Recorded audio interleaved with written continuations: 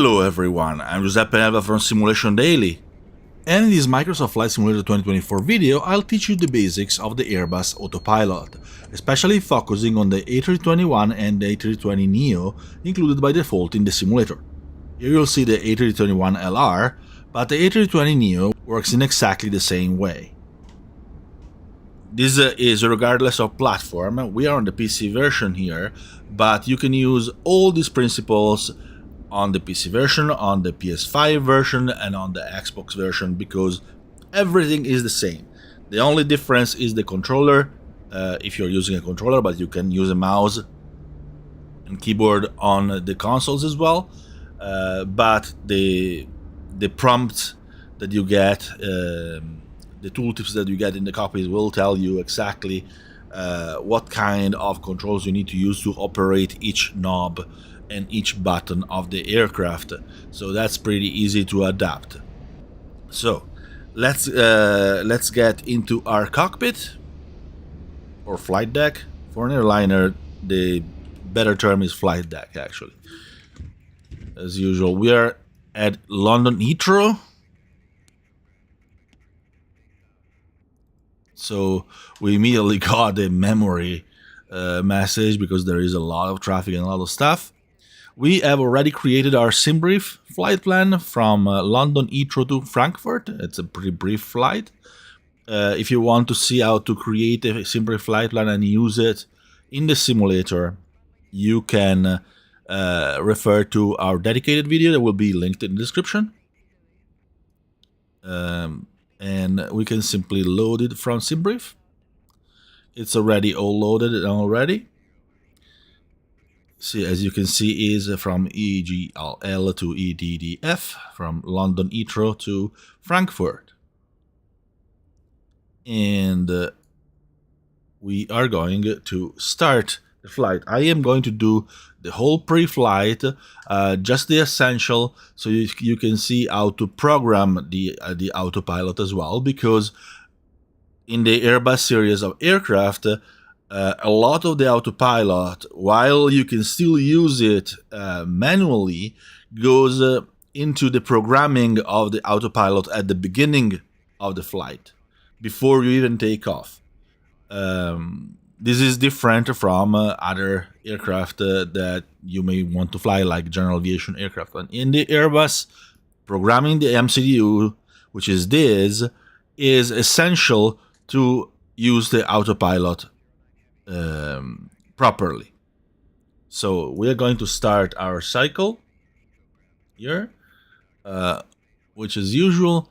As usual, if you don't want to see how to program the autopilot because you've seen it in other videos of ours, that's fine. You can skip to takeoff, but remember, or to taxi as well. There are chapters in the video, so you can skip to whatever you want.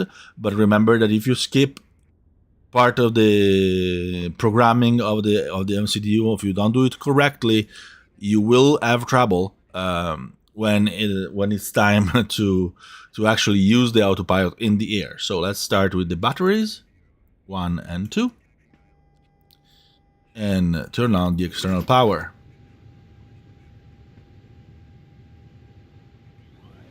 Now we wait for our screens to initialize.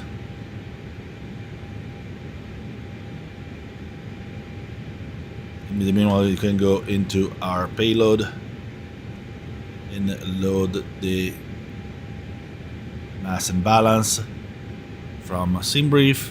We apply load and we do it instantly because we don't want to wait so many minutes for it.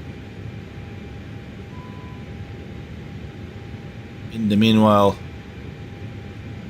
we had our screens initialized. We have our 3 clicks. That means that the screens, that everything is initialized, so we can start our APU. Mark switch on, wait a couple of seconds, and then start the APU. While you're starting the APU, this is still just standard startup procedures. We are aligning the aiders. It's still not part of the proper autopilot configuration, but we're still doing it. just because to auto-completeness. Aiders are in alignment. It takes 8 minutes. The cockpit lights are fine, so we go into our MCDU and we start doing what we need to do here. Let's clear. You can clear the advisories at the bottom with the CLR button. Keep in mind that, as usual with this kind of video, it's completely unscripted, which means that they will hear me say will hear me hesitate, sometimes repeat myself. It's just the nature of the beast, because if I had to follow a script for 2 hours, I would probably just explode. To start programming your MCDU, press the init button, and you do your init request. And you see that our flight plan went fine here. The flight number is already inserted, which is a characteristic of the default aircraft. Sometimes other Airbus, like the Phoenix, which is only on PC, you will have to enter some of these yourself, but you don't need it here. So now that you have your init request, and if the init request is not here, it means you have not properly set your Simbrief username in the EFB, which is here in the options. You need to refer to our video on the topic to do that.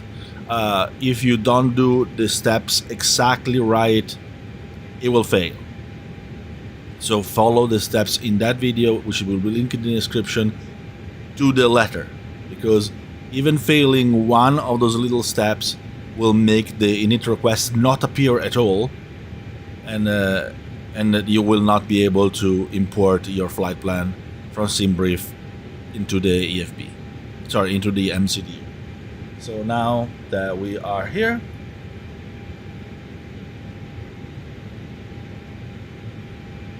we started nav and logo lights, position 1, all the fuel pumps on.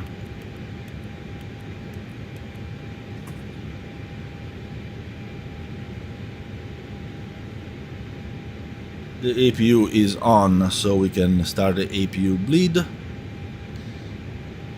We don't need the external power anymore, so we can disconnect it. We can go into the ground and disconnect it here from here as well.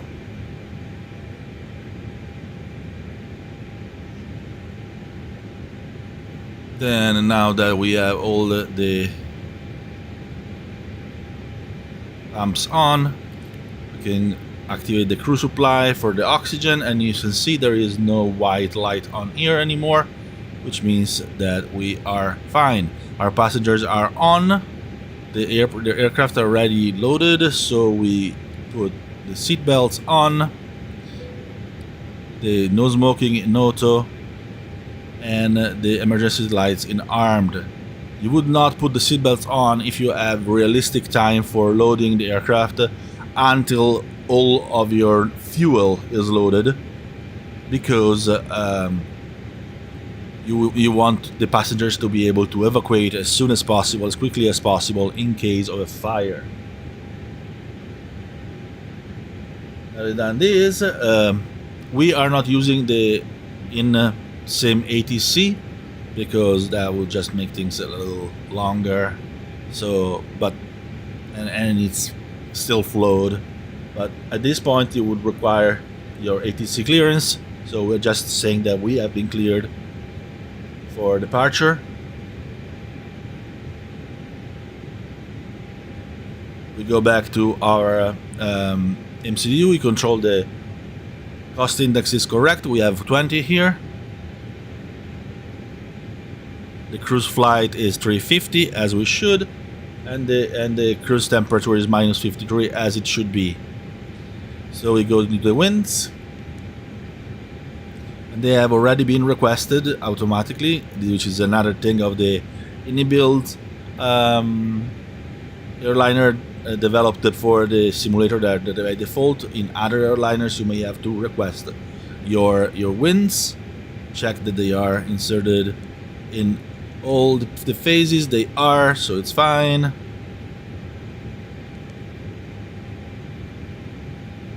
You can go back to init, and now we go to the flight plan. As you can see, we have our flight plan already inserted, has been inserted by Simbrief when we did our import on the EFB. So it's time to select the departure runway, which in the case of this flight is going to be 09R. Departure 09R. Now here we have to select our SID, which is DET1J. Okay, there is no transition, so we just insert it.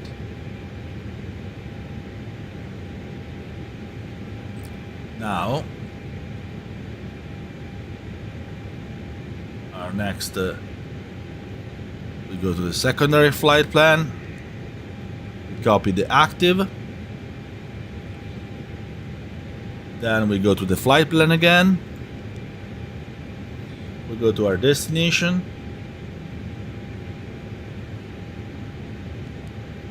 and we select our arrival, which is going to be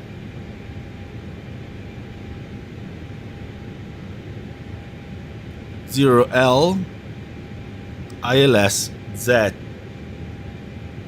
or Z, depending on which pronunciation you like.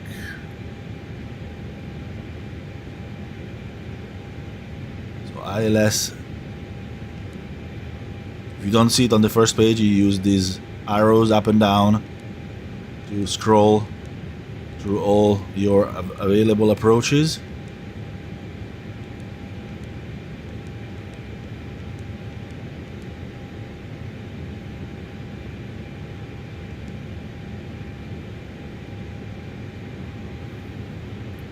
Here it is, ILS Z07L.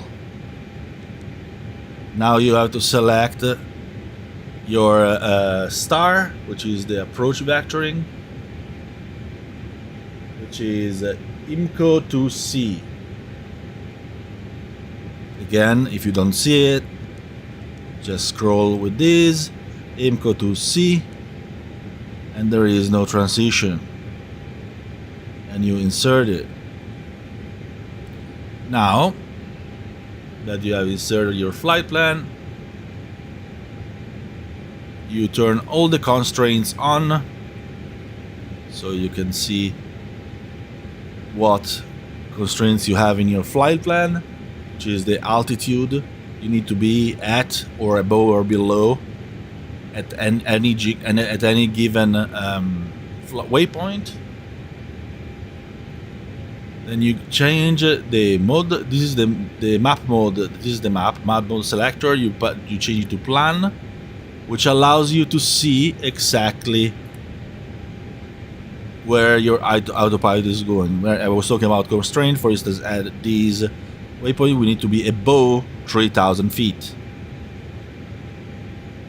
So we go to scroll through our flight plan. We go through these, through the up and down buttons. See, the up buttons actually, this is a little bit of a characteristic. You need to use the up button to go ahead, while intuitively you would think that you would need the down button, right? As you can see, the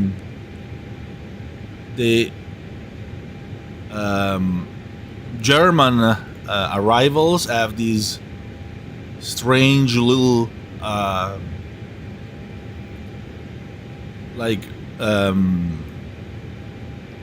circles around the airports or zigzags, because basically they used to like line up aircraft properly. And here you can see a little thing that happens often in when you do this kind of thing, which is discontinuity. Discontinuities, depending on the discontinuity, they are deleted in different ways. Sometimes you can simply cancel this discontinuity and it will join the line. Sometimes you need to do it like a little different. So in this case, there is basically a manual waypoint at basically infinite from here, because basically it would go, would go all the way ahead, and then just you will continue on the same vector, and then the ATC would vector you on the ILS at the end. But you can basically just delay it. Here you need to delete the manual point, and to delete it you need to click on clear so that it appears here. If there is, you might need to click multiple times if there is a message here, until you see clear here, and then you clear the manual point, and then you see that it removed that infinite vector here. Then you can click clear again, and you can clear the discontinuity, and then you see that it did join here. So we will do a smooth curve here, and we'll go to our ILS and to the runway. Now that we have done this, and we have checked that our flight plan makes sense and is good, we go back to ARC, which is our main map mode, and we put it back to 10 miles, which is basically what you usually would use on takeoff and landing. Now the ATC would have given us a squawk to do, and we have done, but we're just gonna keep it here, the default one, because we are not using ATC, but otherwise we will put it in here.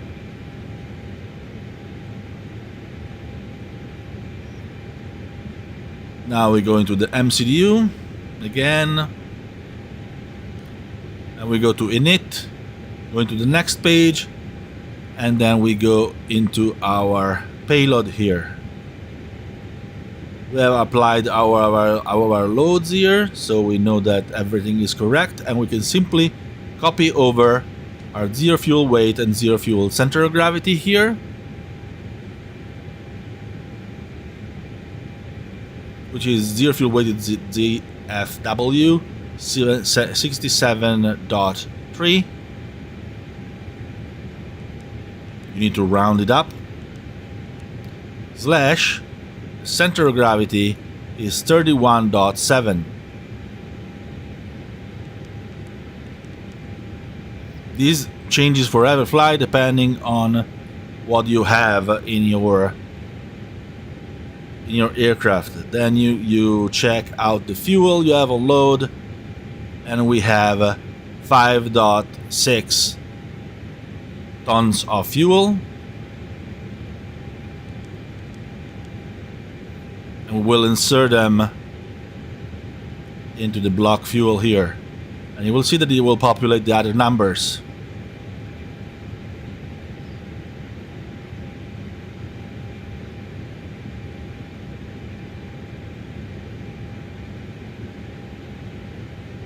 Okay, everything's fine.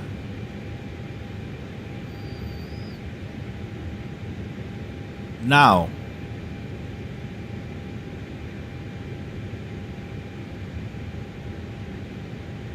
we go back to the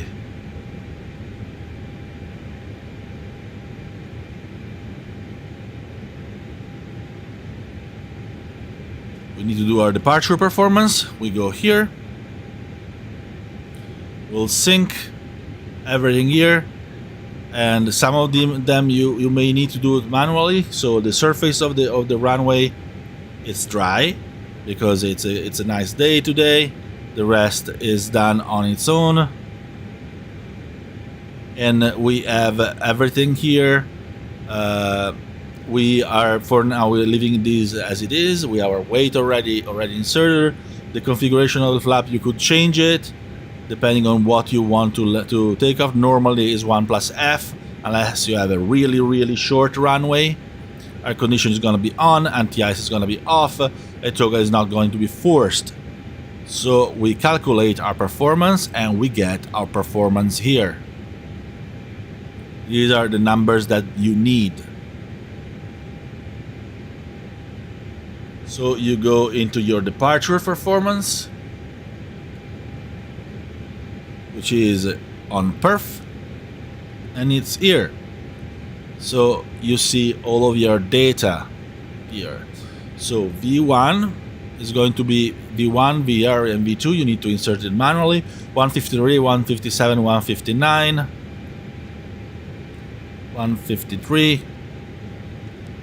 157, 159. Then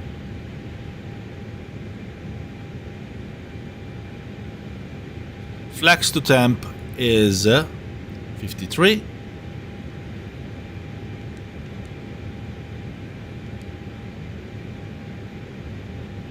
Flaps and center of gravity is going to be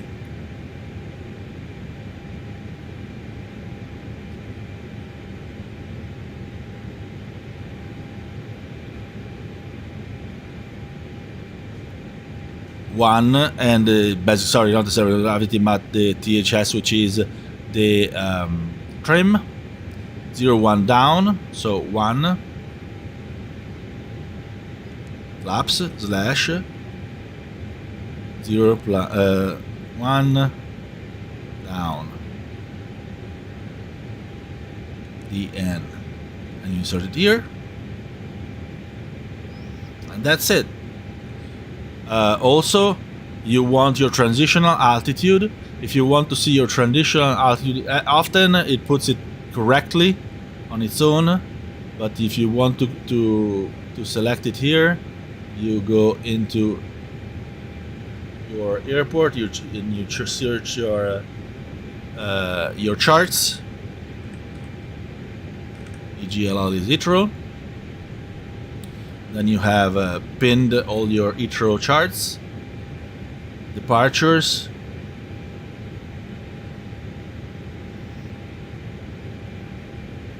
and then you check your departure for your current runway, which is 09R, and then you look for the departure you need, which in this case is that DAT. The SID is what you need, so you check it out, and here you will see all your indications that you need.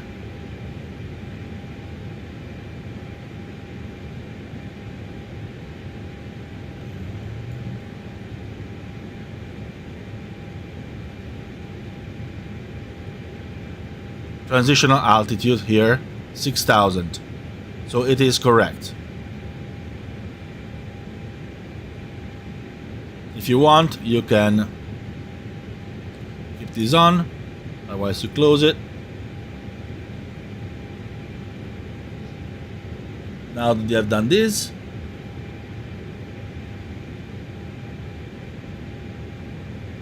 we set the local altimeter, which is 1034.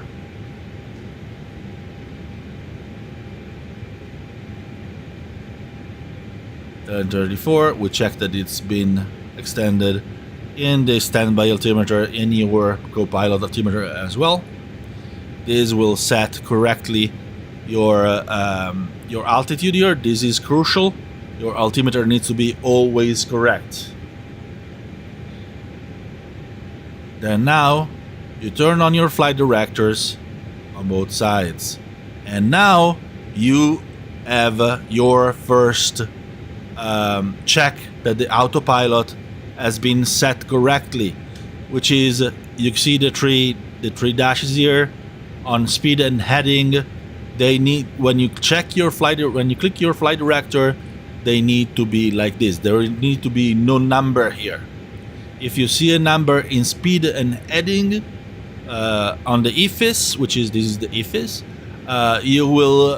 you have done something wrong. The altitude is correct that it has a number, because the altitude is indicated in a different way, and I will explain it when you are in flight.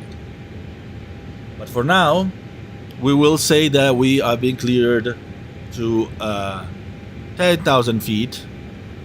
You can change the scroll number, the steps by 100 feet or 1,000 feet. Let's do.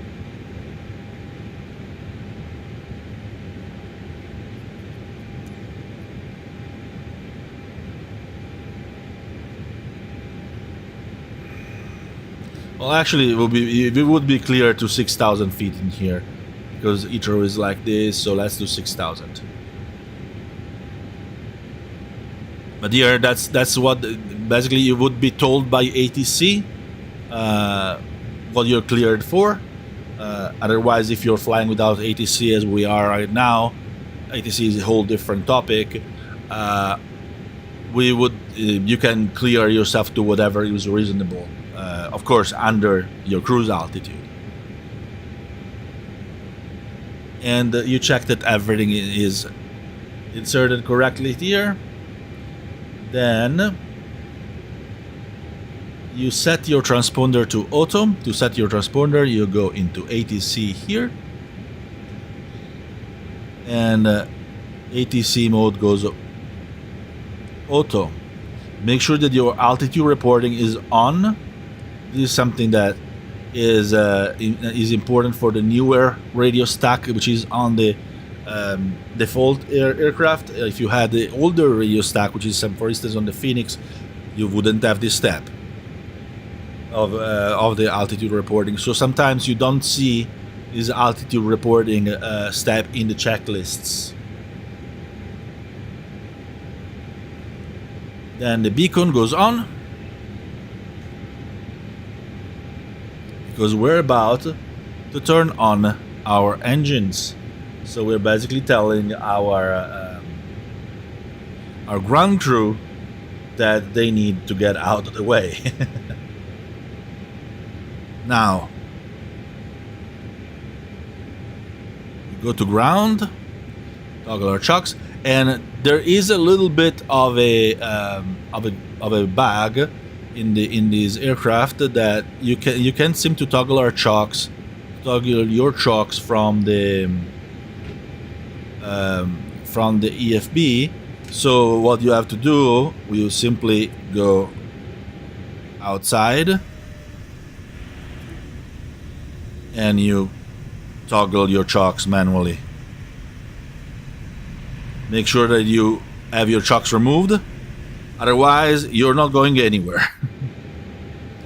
And by the way, since we are here and we have a few seconds, let me tell you how to select your knobs here with different controllers. If you have your mouse, you simply click on it, and you will need and you see what you have to do. So to adjust it, either you scroll, but when you're holding it clicked is not really comfortable, so you can do it left or right. See, simply by moving the mouse left or right, and then with the center, but with the clicking the scroll wheel, you will put into selected mode, and by clicking your right click button, you will put it in manage mode. I will tell you later what managed and selected means, just in a moment.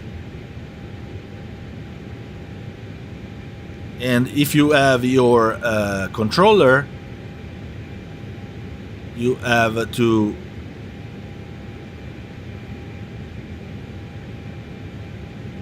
put into your on your knob, You will have a dot. I just deactivated it because I forgot to reactivate it, just because it was in the way. But basically, to interact, you press A, and it locks it. And on the PS5 controller, this is the Xbox controller. On the PS5 controller will be press X, and then by moving your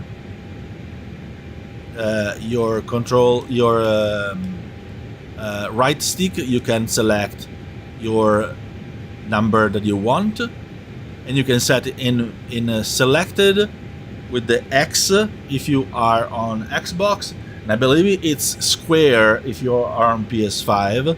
Just check your tooltip, because I don't have it in front of me right now, and you can set it on manage with A on by clicking A again on the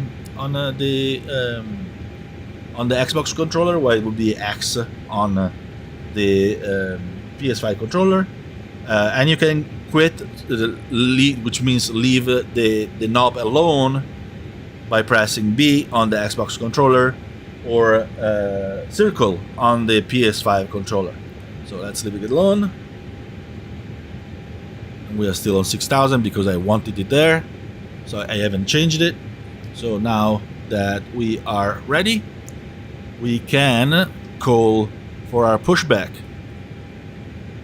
You can look at the chart of the airport to get an idea of what you want in terms of where are you going. Normally the ATC will tell you exactly which taxiway you would take. We are just going to take the shortest route here.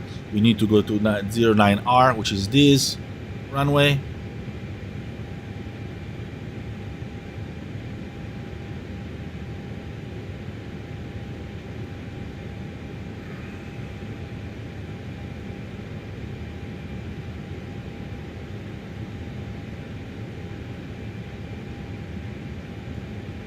You have a series of charts here, but you can check out the ones that are best for you. Normally it's a ground chart that you need to look at.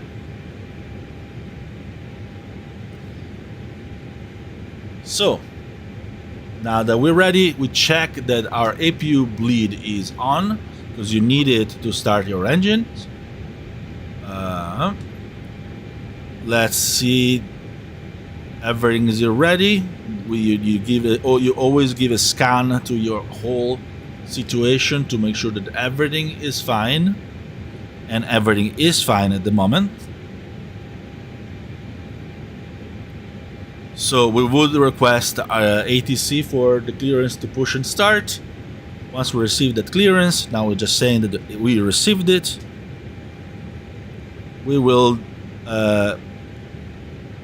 call the toggle pushback.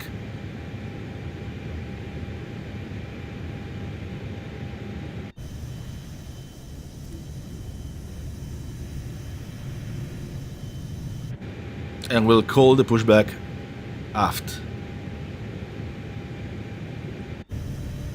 You see that your pushback tag is coming.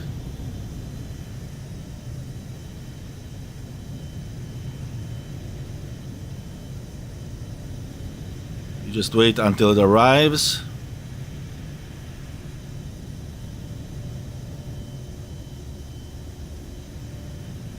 And then when it's connected, you unlock your parking brake. It's time to start the engines. So engine mode, you select start, and then you start engine 1.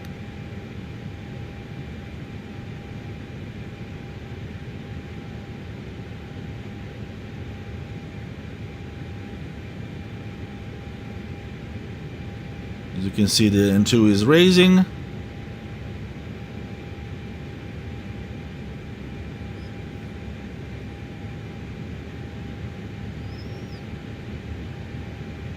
The As usual, this tends to just turn us the way it wants,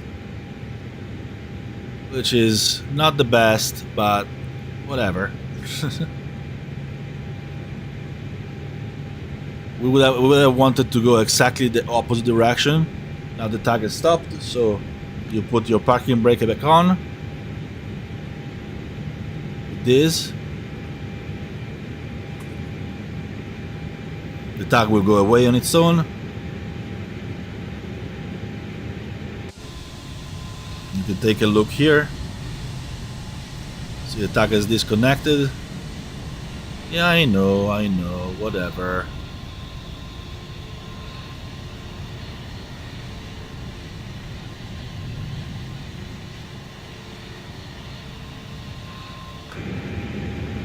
Okay, the engine 1 is available. So you go to engine 2 and you select it on.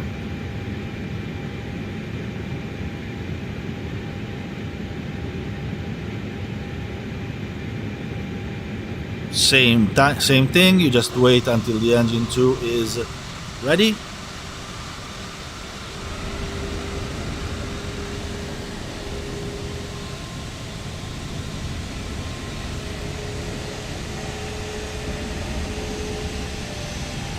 You will notice liveries that are not available on the console version of the simulator. This is because I'm using the PC version and I'm using add-ons that give them. Like for instance, you don't have the British Airways livery on the PS5 version and on the Xbox version. This is a livery made by users, which is why it's available to me on the PC version. It's unfortunate.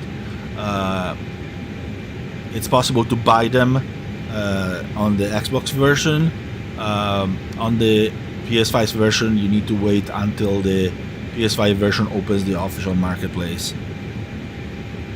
Same goes for the AI traffic, because of course the PC version can have different things. Also, the airport is a third-party airport. Okay, the engine 2 is available, so you put your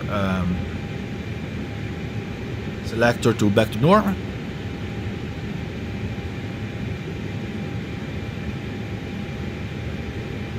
And now the APU bleed is not needed anymore because we are not on the APU anymore, so we turn off the APU master switch as well. Now we turn on anti-ice as required, but we don't need it. Auto brake goes into max, which is the position for takeoff.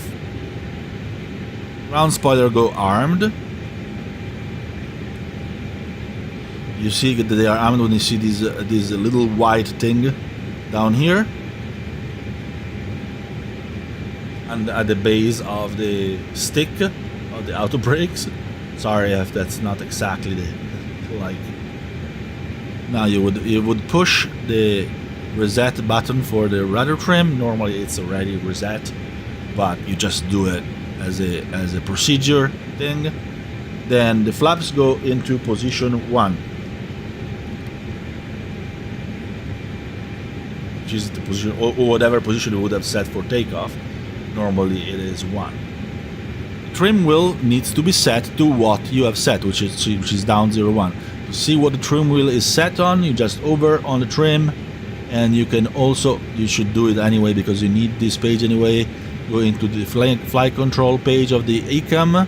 This is the ECAM, and this is the trim is here, and you would put down 01 as selected there.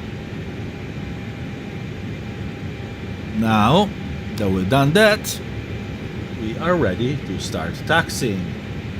We would require from the ATC the taxi clearance. We say that we have received it. So we go in here, put the nose wheel to taxi. Runway night, right are required when it's really dark or at night, so we don't need them from now. The transponder goes into auto, which it already is because we put it before. Ticus goes into above.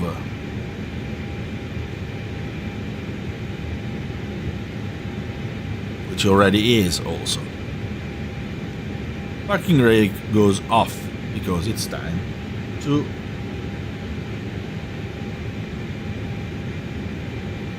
taxi. So parking brake goes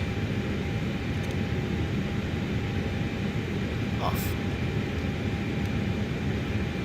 Now we gotta make our way to the runway, which is a little bit weird because the tag put us in a strange position here. So we're going to do a little bit of a loop, which we normally wouldn't have to do. I will do it anyway. We fine.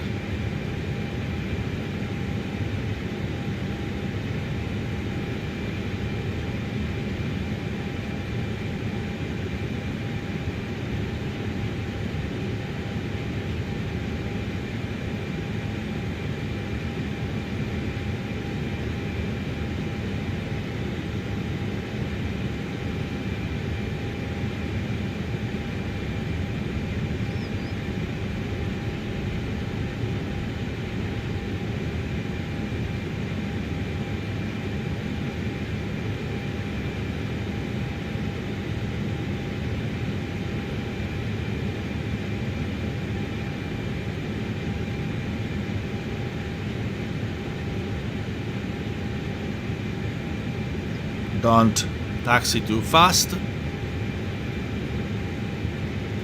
You see your taxi speed here.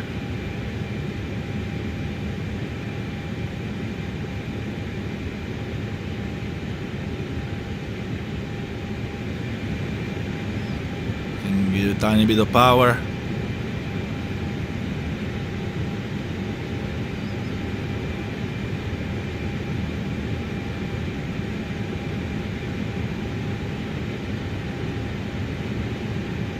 Normally ATC will tell you exactly which taxiway you get to go.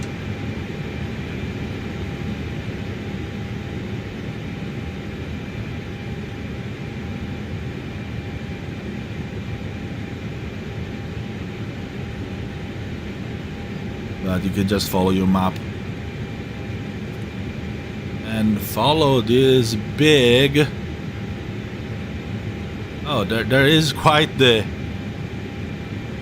There is quite the traffic jam here. Which may as well, so we can check our controls. Just get behind this guy. Brake. Here you have your controls. You need to check your controls to make sure that they all go the right way. Right, left, down, up. And you disconnect your pedals all the way one side and the other. The guy moved, so we can reconnect our pedal and go.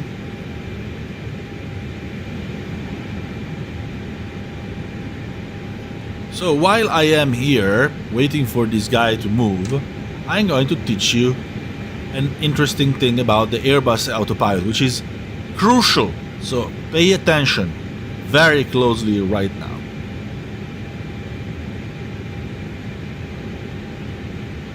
The FCU here, and the FCU is on the dashboard where your main autopilot controls are, has a little bit of a quirk. You see these are knobs, and you intuitively would turn them left, or like would turn them clockwise or anti-clockwise to raise the number or lower the number, right?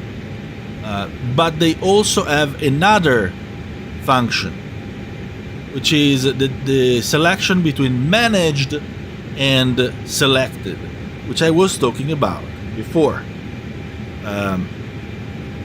It's difficult to see here, but it's quite intuitive in real life, because in real life you would put it to managed, you would push the knob toward your front. And to select it, you would pull the knob towards you. Here you just have to make do with the selection of with a combination of your mouse or your controller. And this is intuitive because intuitive in real life, because basically selected tells the autopilot, I want control, while managed tells the autopilot, you have control. And by you have control and I want control doesn't mean that you're manually flying the airplane while we are in selected mode, which is the mode in which you have control. It means that you're telling the autopilot exactly what number needs to be here, and it needs to follow that number, not the programming that you have done at the beginning. While if it's in managed mode, the autopilot has total control, because it will follow there is absolutely no number here. It will not follow any number that you put here, because there is none, but it will follow the programming that you have here and the constraints that are given by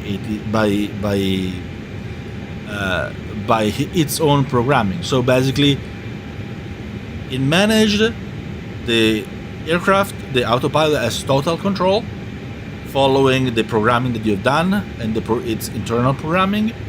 In selected, you get some control back, because you can basically select numbers here, and I will show you later how it is. And these guys are too slow, so I'm going to do something that is going to look very bad. I'm just going to taxi towards these guys, through these guys. The AI is completely incorporeal, so if you're in a hurry and you don't care about optics, you can just drive straight through them. It's not a problem. You won't kill anyone.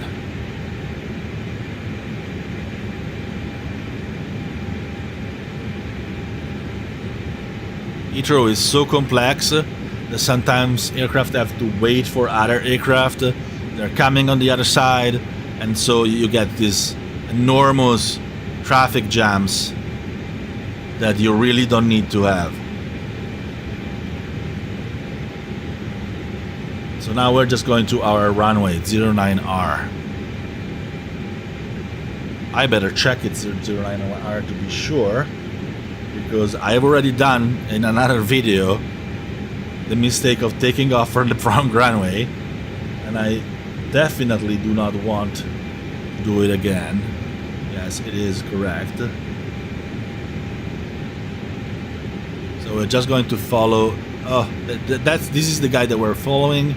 So we're just going to that we're waiting for. So we're just going to move to the side, let him pass, and we're almost at our runway anyway.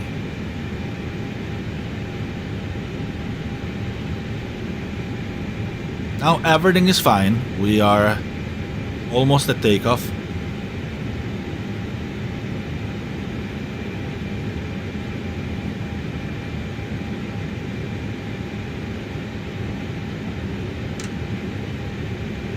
There you go.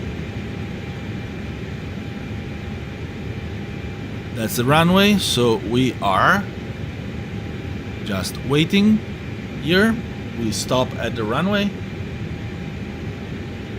and we have to do a few last items of preparation before we go.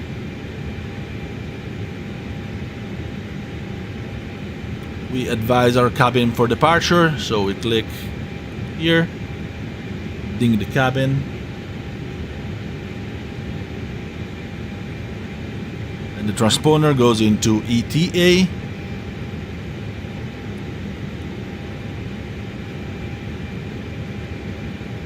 Strobe lights go on.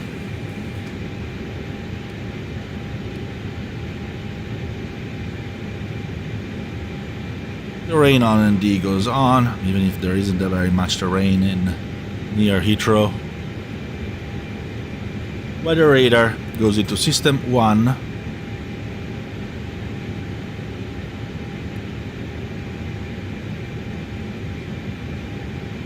This on these new radios, this actually automatically starts the predicting wind shear as well. In older in older stack, you would have to actually select your predictive wind shear on manually, but it is not needed here.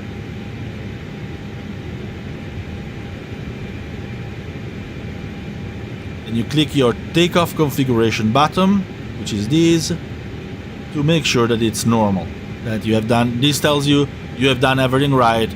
Good job. Now landing lights left and right go on, and the nose light goes into takeoff. And then you are ready for departure.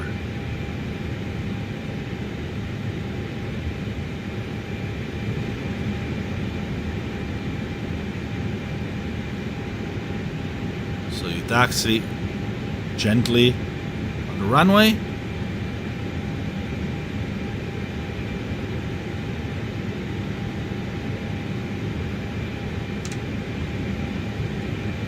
You could do, if you wanted, a rolling start and just, just roll on the runway and take off immediately. Which is actually advised sometimes. We're just going to do it calmly here. Someone is already there taking off anyway, so we are just behind them. Hopefully they will just go. They are good. Yeah, you wouldn't do a rolling takeoff if that guy is there. And by the way, you can see here on the map, this little blue thing tells you where the autopilot thinks it's going to reach the altitude that you set here. This is basically your, okay, where you're going to be at what you set by this point. So, okay, we're ready.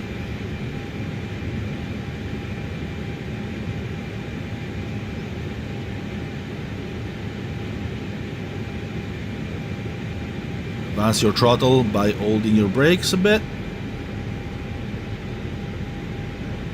Let your brakes go.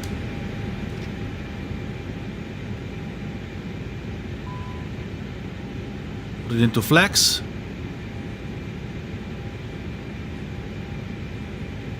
The throttle. And let it roll. Use your pedals to keep your center line. Speed alive. And we are almost at V1. V1.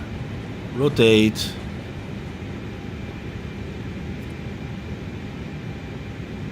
Positive climb. Gear up.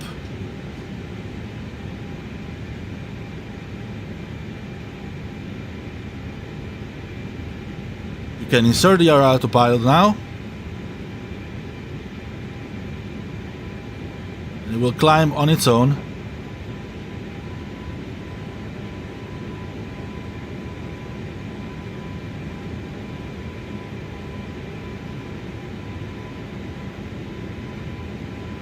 Now once the thrust lever goes into climb, you'll put your nose down automatically and your speed will increase.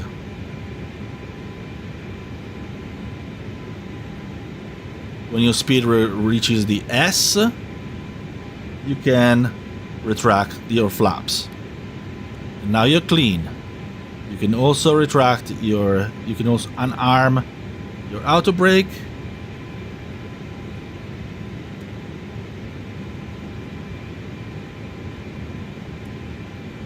And your speed brake. Now you need to see if the anti-ice is required. TAT is plus 14, which means it's not required. If it goes under 10 and we are in visible moisture, it means it would be required to turn on engine anti-ice. Now we are climbing through clouds, and clouds are definitely a visible monster.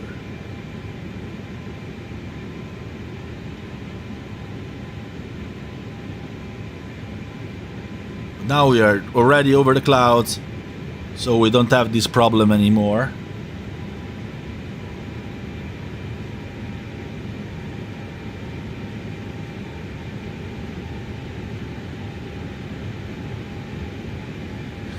The transponder goes in Tara,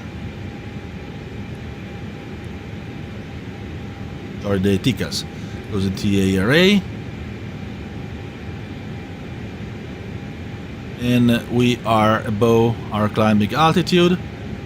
So now I can show you a few little things.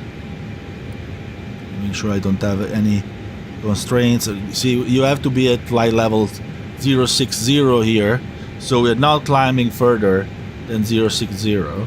So let me show you a few things here while we are doing this. So if I want my speed to change this to selected, I can go into the selector and I put the selected one. See, and now it goes into 250, and I can change the speed however I want it. I can make it faster. And by the way, we are over the transitional altitude, so we should go into standard. There you go. This is the standard setting. See, I can go a little faster. I shouldn't, because I shouldn't be over 2050 while I'm under 10,000 feet. And now I put it back on. It put me back on. Actually, since I put it on standard, it put me back on managed automatically. But I can just put it back into my speed control. I can go faster. I can go lower. However I want, and then I set it back to managed. If you see it managed, it shows that it is these 3 dots plus the dot, the three dashes plus the dot. The same goes for the heading. If I want to go somewhere else, I can set selected, and as you can see, it will now just go move this little triangle here, and will let me select my heading. Of course, they will bring me off course. See? I can turn the aircraft manually with this. When the number is here, it means that you're in selected mode. If you put it back into managed, it will turn automatically back to follow your programmed flight plan.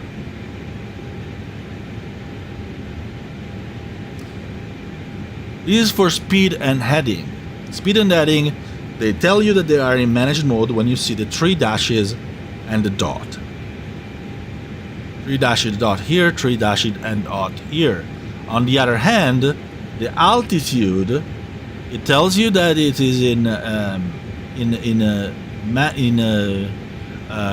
selected mode in a different way, because you always have an altitude here. You never have the dashes for altitude. Okay? Since you never have the dashes for altitude, there is only one way in which you see if you are in managed mode or in a selected mode, which is the little dot here. Now we don't have it because we are selecting flight level 060, because we need to be at flight level 060, which is 6,000 feet. You see, this is the constraint that tells us you need to be, if there is a plus in front of these, it means that you are at above. You need to be above that number. If there is a minus, you need to be below the number. If there is nothing, it means you need to be at that number exactly. And as you can see, after this waypoint, we will be able to climb further, and I will show you the difference between managed and selected in the altitude as well.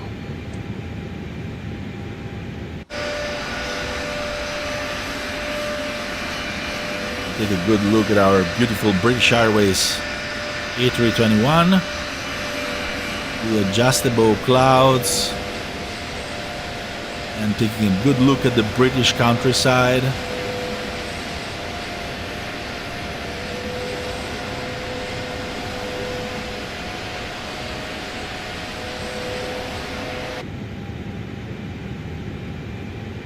By the way, in normal flight conditions, you would select the autopilot only with Autopilot 1 or Autopilot 2. There are two autopilot systems. You can have only one. If I changed, it will deactivate the one I have selected. You will not be able to use both autopilot at the same time during your normal flying. That's something you can have both at the same time on approach. Now, since our passengers are cooking a little bit at 23 degrees, we can lower temperature of the cabin a little bit.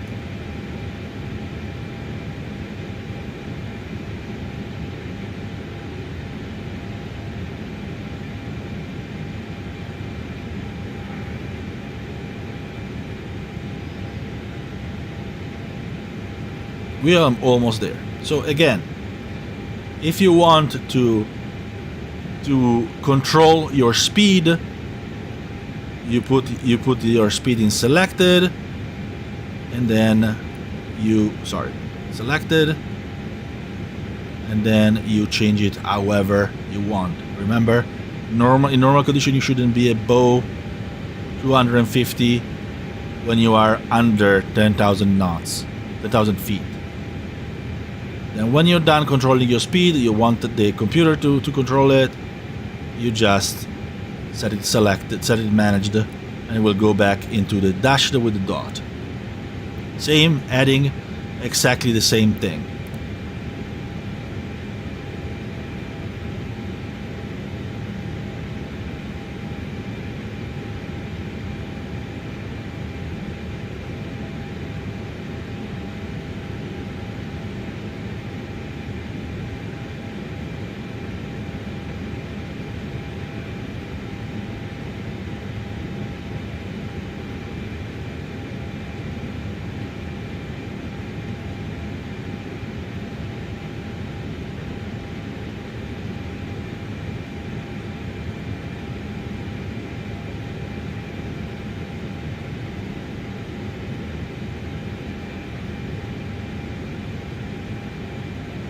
Same thing as before. If you want your altitude your heading to be selected and to control it yourself, you just changing like this. Easy peasy, right? You just put it into the selected, which would be like pulling the knob towards you, and then you can move this little triangle left and right, and you see that when you're into selected, it will show your route, your vector with this continuous line, while it will show your flight plan with this dotted dashed line here, like this. Of course, we want to follow our flight plan right now. You will normally, on a normal flight, just follow your flight plan. You would not go on your own. The one thing that you can change is, I will show you later, mostly the speed and the altitude, and the altitude you need to change it, because you're always controlling the altitude in your target altitude. You're always controlling it in an Airbus. Okay, now we are at flight level. We are past our waypoint, so we now can clear ourselves. We would be cleared to our cruise altitude, and now you see, now it's in selected, but we can put it into managed. And the difference, we don't have a dashed line when we put it into managed. We have only the little dot. This will tell you that you're in managed altitude, but you can do it differently as well. You can do it in a selected as well. So if you put selected, though, you will need to tell them how fast or how slowly you want to climb. So you will do the same with the vertical speed selector. Again, you put it in selected,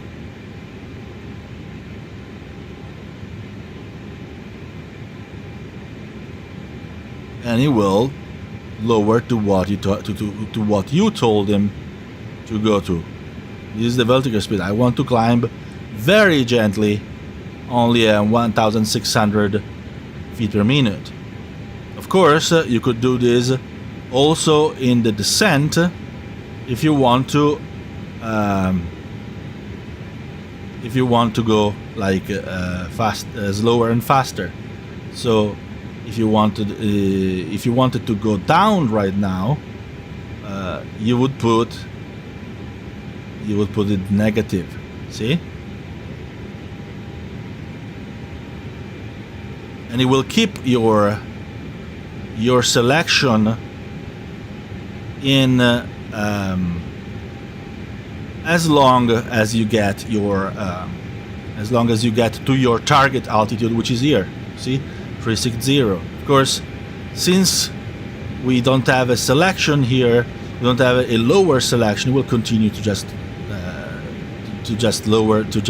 drop altitude, because it doesn't have a lower target altitude. If you put your altitude into managed, it will automatically go into managed and will automatically zero your vertical speed, or put only the dashes, because it will go into selected for the vertical speed as well. Sorry, into managed for the vertical speed as well. Now we are past 10,000. We are passing 10,000 feet. So we retract the landing lights and the taxi light, the nose lights, and put our seatbelts off. Let the passenger in auto. Let the passengers in off would never turn them on. In auto, if there is any turbulence, we'll turn them on again. And the turn on ND we don't need anymore. And now that we are in our everything is managed here, it will select the speed that you have, your climb speed that it wants, which is 300 knots. It will go follow your flight path here, and it will climb at its climb rate, which is determined by the cost index mostly you set to your target altitude, to your cruise altitude, which actually was 35,000, not 36. So I actually selected it wrong, but you can change it whenever you want. So you're actually always controlling your target altitude, despite it being in managed mode. That's why this is dashed, but this is not dashed. You can see that it is in selected mode because you have the dot, and that's your only indication. If you increase your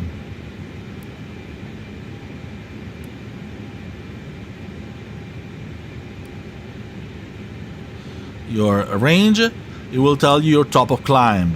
Now it's not super visible here because it intersects the 80 miles line, but you will see it better in a moment. That basically is what it tells you, as I told you before, that you are going to be at your cruise altitude, where it will stop climbing when you arrive at this point.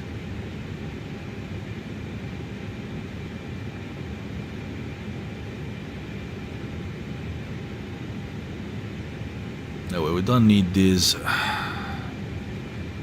There is a little glitch on all platform that whenever you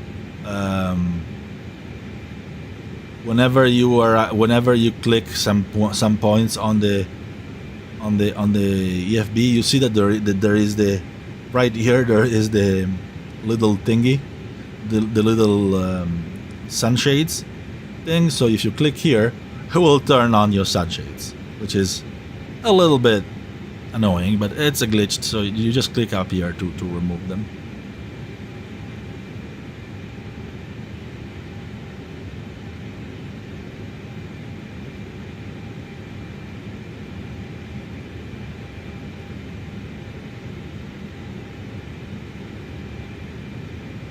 Again, at any point, you could go back into managed, and you could change these parameters, like vertical speed. You could change it up and down. If you want to climb faster or climb slower, you could change your altitude. You could change your speed. Of course, if you change your speed manually, you take responsibility on what happens. Like if your speed, your selected speed is too low, it will go into speed protection before it stalls, but it will still, and in speed protection it will basically push your power all the way to takeoff power, to full takeoff power, and it will try to put you back into a safe spot in terms of speed. But of course, again, in a normal flight, you would not need to touch this speed almost at all. The heading is almost untouched unless you're given a vector by ATC to follow. If you're not using ATC, or if ATC is not telling you, is not like diverting you from your flight plan, you wouldn't need to change that. And again, you will let your altitude in manage mode so that it climbs at its optimal power.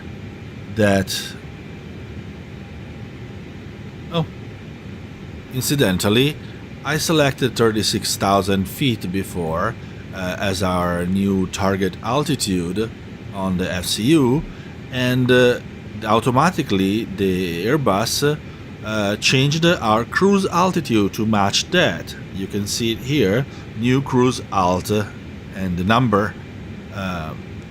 So basically, we could cancel it and go back to 35,000, or we can simply do what we did and put it to 36,000, which is what we're doing right now.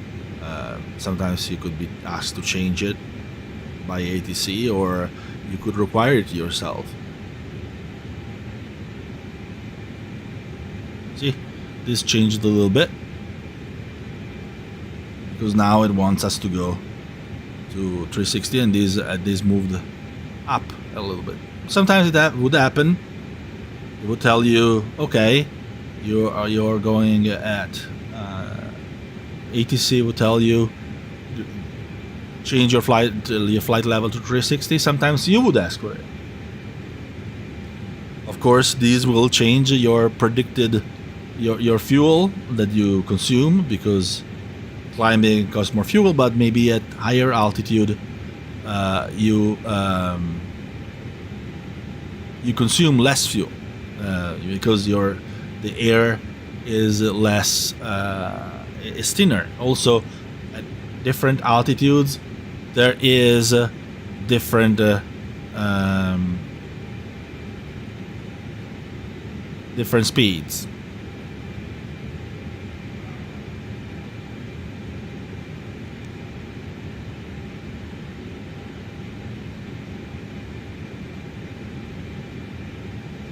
Sorry, at different altitudes there is different winds, which means that they will they will influence your flight differently.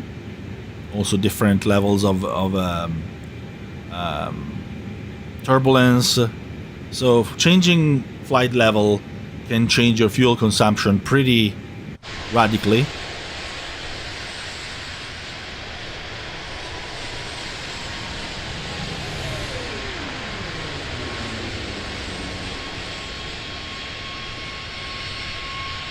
We are now already reached the coast of Belgium. we're still climbing. By the way, here, since we have a very long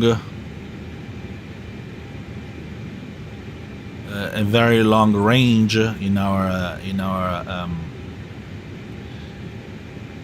map range, we can already see our top of descent. This white bracket here shows your top of descent, which is basically when you will need to start descending to arrive to your destination airport safely.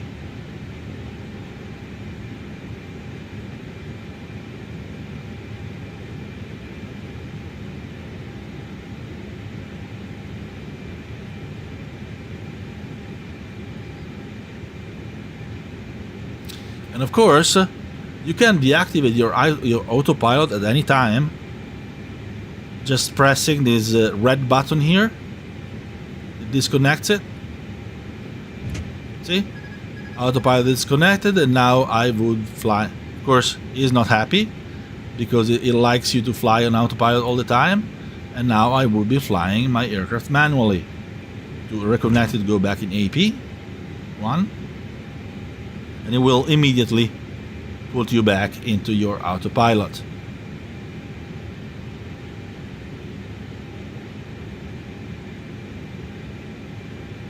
And we are still climbing nicely. But yeah, the blue market here is your top of climb. The white market here is your top of descent, which means that when we reach, just before we reach these, we will manually initiate our descent. Other aircraft, they may start descending you automatically. The Airbuses, they will decide. They will wait for you to indicate that you want to descend.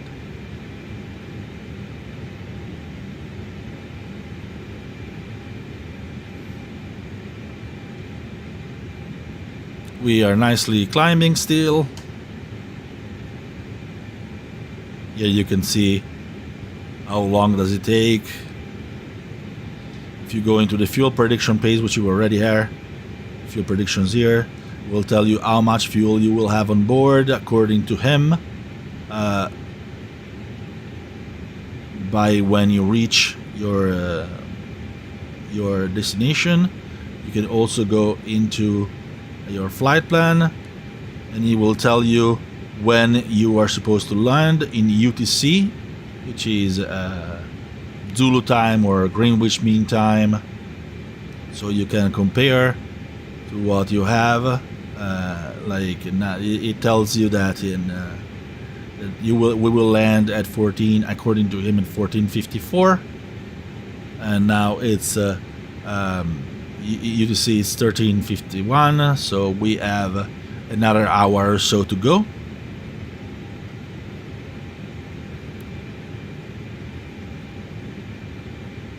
You can lower your thing. So now we are closer to our top of climb. We'll get there faster or slower depending on where we are. Our constraints kept us low for quite a little bit. So that's why we are reaching our top of climb only now. Many flights in which you don't have that kind of constraints, you will reach your top climb a lot faster.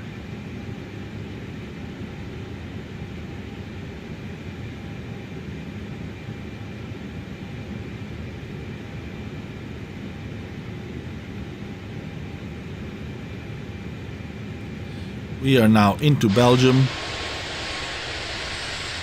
flying nicely.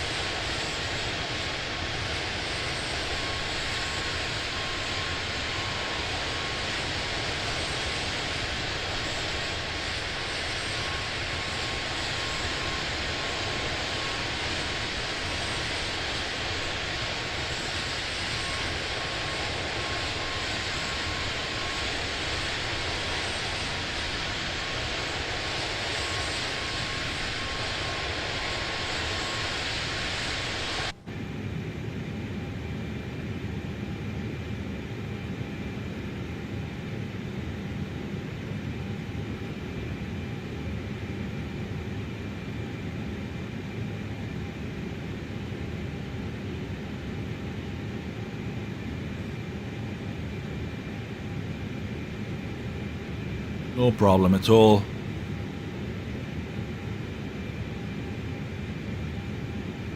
Nice, very nice days to fly, by the way. We had some flights in bad weather for once, so we can see around us pretty nicely. You can see everything.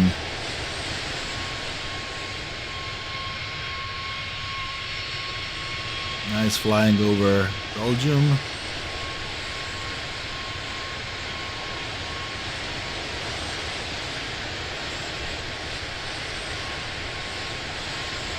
I wonder how long this nice weather will last, because usually I'm always unlucky. I always get bad weather when I fly. And I like flying on the real weather. So I just enjoy just getting whatever lottery the sim sends my way.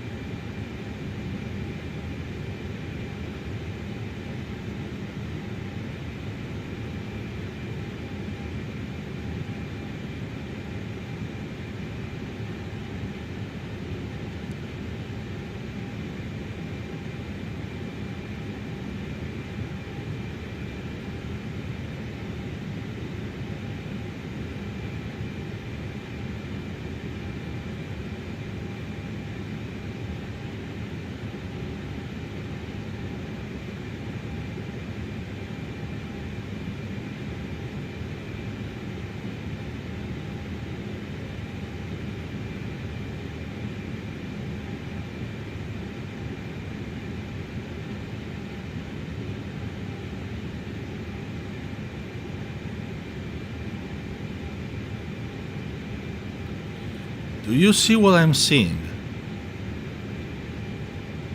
I think we ran into a glitch, which is a very interesting glitch. I have no idea why this is happening, but this is definitely a glitch, and I hope it's not going to be a problem.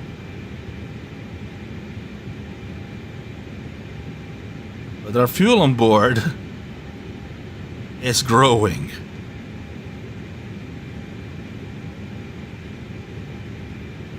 I don't know why that is, but that is certainly interesting. What happens if I apply load again?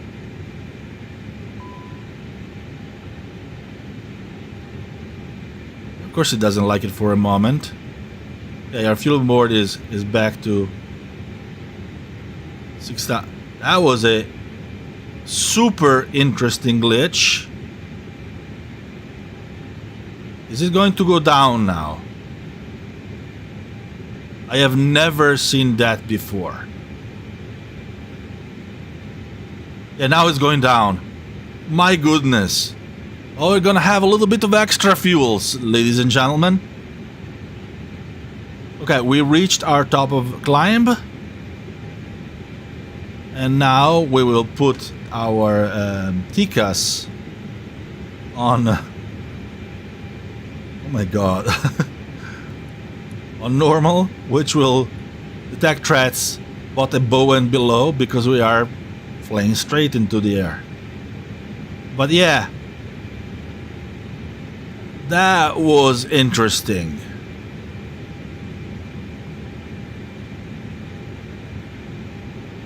I have never seen something like that. Literally, we were generating fuel while flying. Okay. We solved sustainable flight, ladies and gentlemen. I don't know what happened. I never seen it. If you see it, just know you can change your fuel on board with this. And apparently applying load again will fix it. We have a little bit more fuel than what we expected to have, but let's just say we departed with some extra fuel because we don't want to refuel our destination, and we want to just, oh my goodness, sorry. This is so hilarious. So now, okay, let me Okay, so we have 80 miles to go to our top of descent. As you can see, this is the top. Our top of descent is this little bracket here.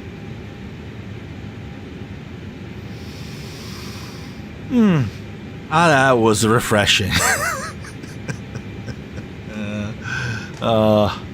Again, if you want to change something, you can put yourself in selected speed. Since you're at cruise, you would now be in Mach, and you can increase it or decrease it. You will see it change here. Go faster, go lower. Of course, that will change things. You can go, if you go into the red band, you will overspeed, so don't do that. If you want to select your heading, you can just deviate or anywhere you want. See, as shown before, you could change your altitude as well, but now we are just going to set managed. We'll bought the speed and the heading, and we'll follow our heart, which means our programmed autopilot. As you can see here, at altitude, the red band, which is your overspeed, and the amber band, which is when you would risk to go under speed, to go towards stall speed, are quite close. You don't have very much margin. So you should, if you want to select your speed, you should stay within this.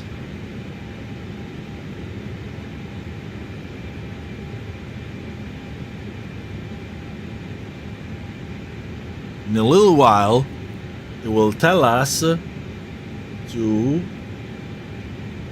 prepare for the approach.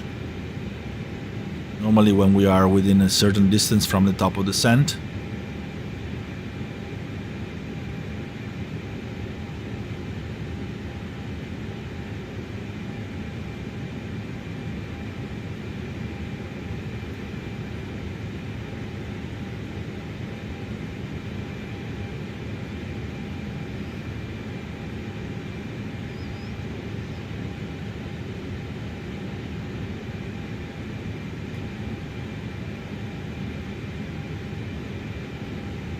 We'll start in the meanwhile to pull up the charts for ADDF for Frankfurt.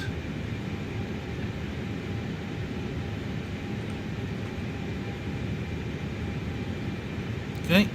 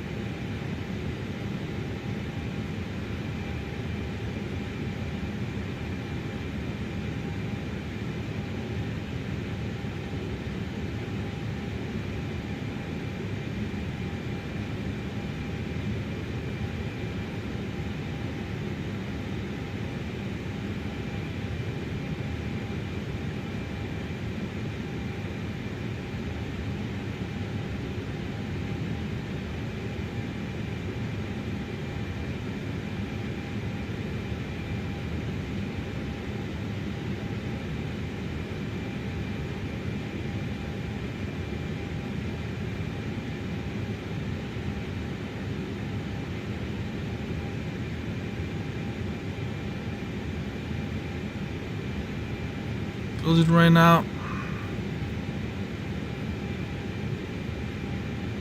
Again, let me repeat the mantra here. If you put this in selected, you have a control on the number, not total control on the aircraft. You have control on the number that you can go for the speed. If you put it in managed, what you have programmed will control the aircraft itself will control the whatever value it wants for the speed. For the heading is the same. Okay, if you put it in selected, you will control your heading manually. You will see a line here that will tell you which heading you're going. If you put it into managed, it will follow your flight plan normally. Here you don't have the dash numbers, but you will tell your you will be the one telling. The dial basically tells what speed you want to ascend or descend. If you don't have the dashed here, it means you're in manual and you will control your vertical speed. So if this is selected in managed, it will be dashed here with the dot, and it will go depending on what you want. 40 miles to our top of descent.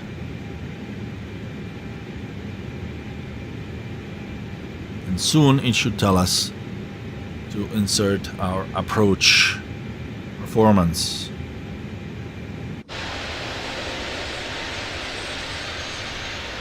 Nice little look at our exterior.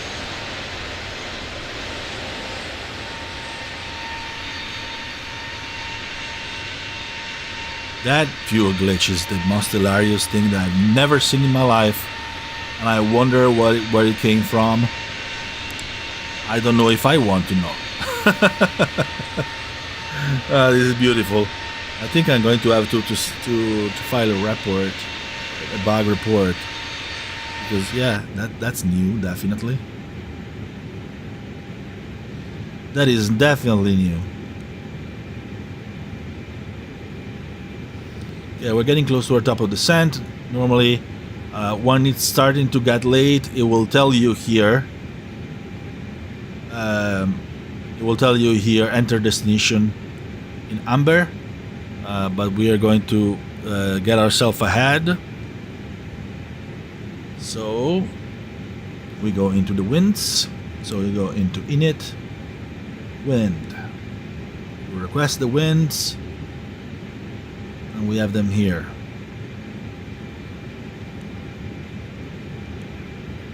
Check that we have them all for all the phases. Then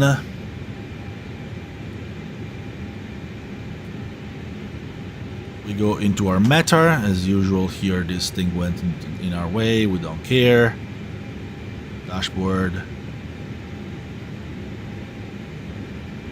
We update the meter for our destination so we can see what kind of thing we have. So we go into performance.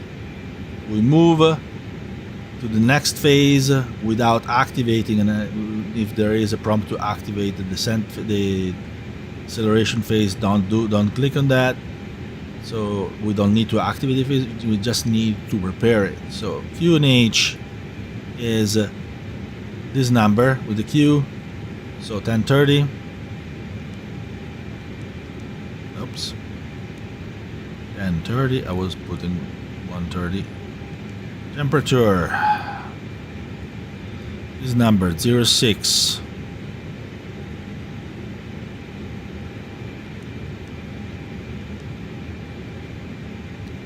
The wind is 30 at 4 knots. You see the wind with the KT because it tells knots. So it's 30 degrees at 4 knots. 30 degrees / 4. Transitional altitude, you see it in your chart.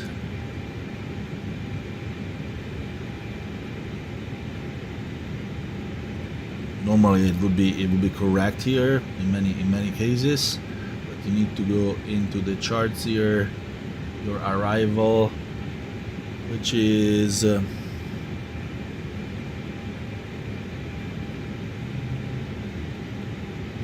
income to C, income for 07L.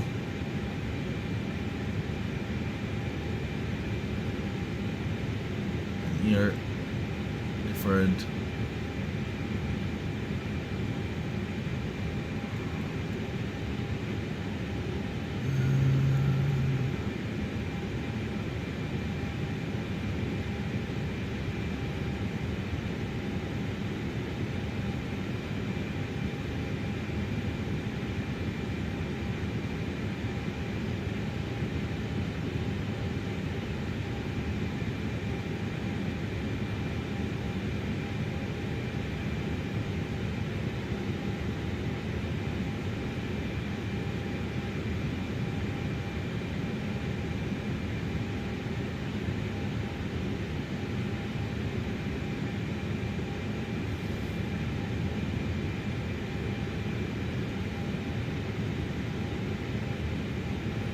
this doesn't have because the transitional 11 is set usually by ATC. So you will just wait for ATC to tell you, or you will put 6,000. It's fine.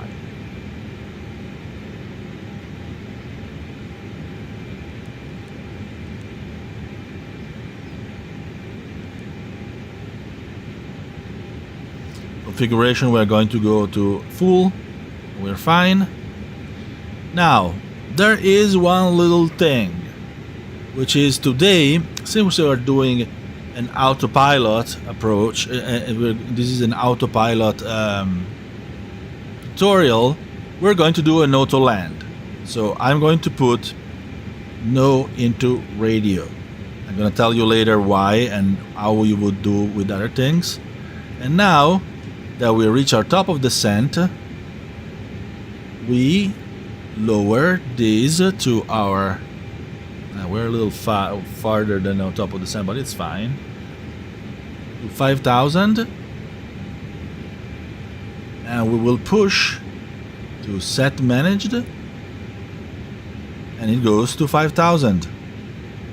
As you can see, we are a little bit later than because we let our top of the descent go by. It doesn't descend on its own. So now that we are at top of the descent, we will also put our ATC on below, because we want our TCAS on below, because we want our TCAS to look only below us, because of course people aircraft above us, we don't really care about them, right? This dot down here tells you that we are a little late getting to our approach, so to our like descent profile. But as you can see, since we weren't very late, the aircraft just descended faster, and we are catching up.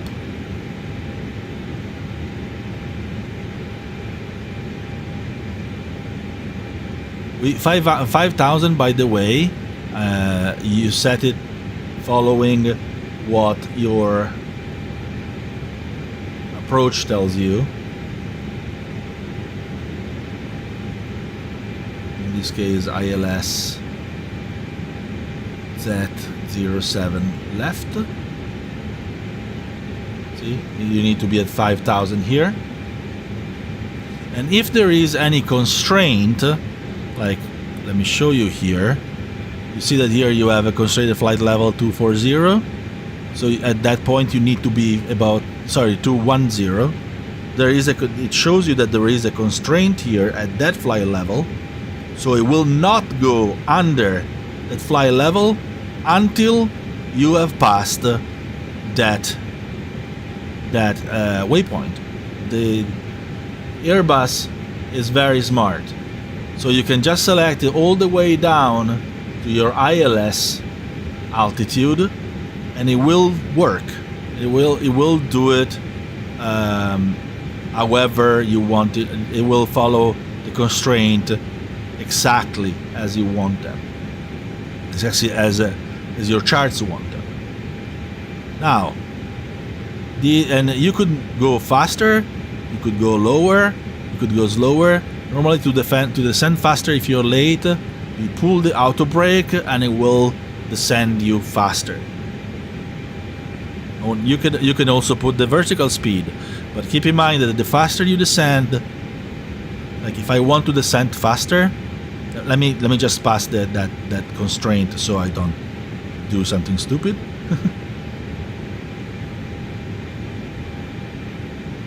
So the aircraft does not complain. You see the constraint here?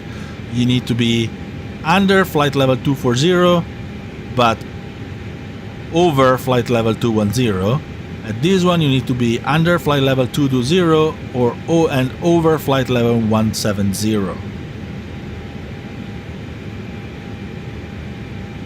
Now actually, if I wanted to do it manually, I could just put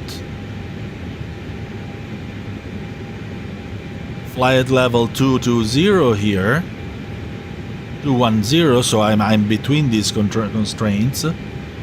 Put myself in selected, and then I can go down faster. Select vertical speed 2500.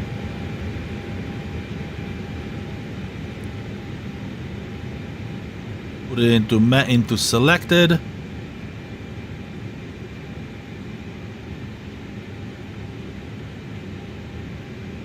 Let's do it even faster, 32,000. You see that it will go down really fast now. To compensate for that faster vertical speed,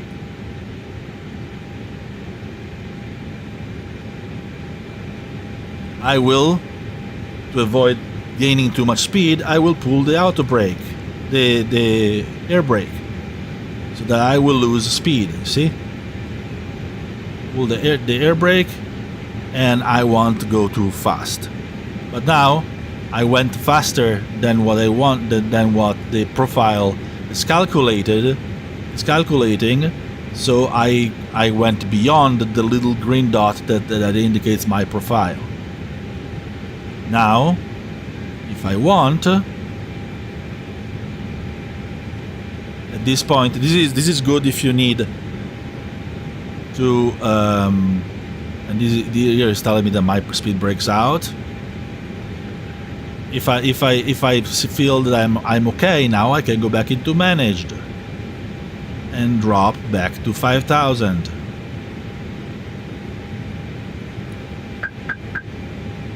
Remember to take your speed brake back in.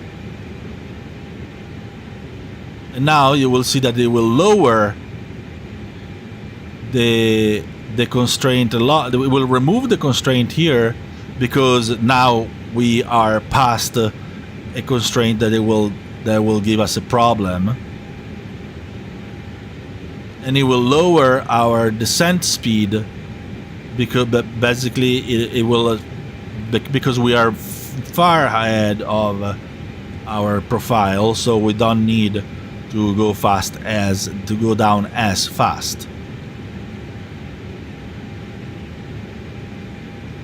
Now, why did I put no here? These two values here are your barometric decision altitude and the radio barometric radio is your radio altimeter number for the decision height. These are in your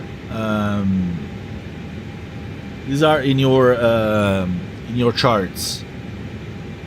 Now, since this is a category 3 Autoland, we're doing this as a category 3 Autoland, the decision altitude is 0 or 75 depending on the company. We decided our company as 0, so it lets us do an Autoland at 0 visibility, like 0, nothing. By the way, we have visible moisture here with under 3 Celsius, so we will turn on the anti-ice.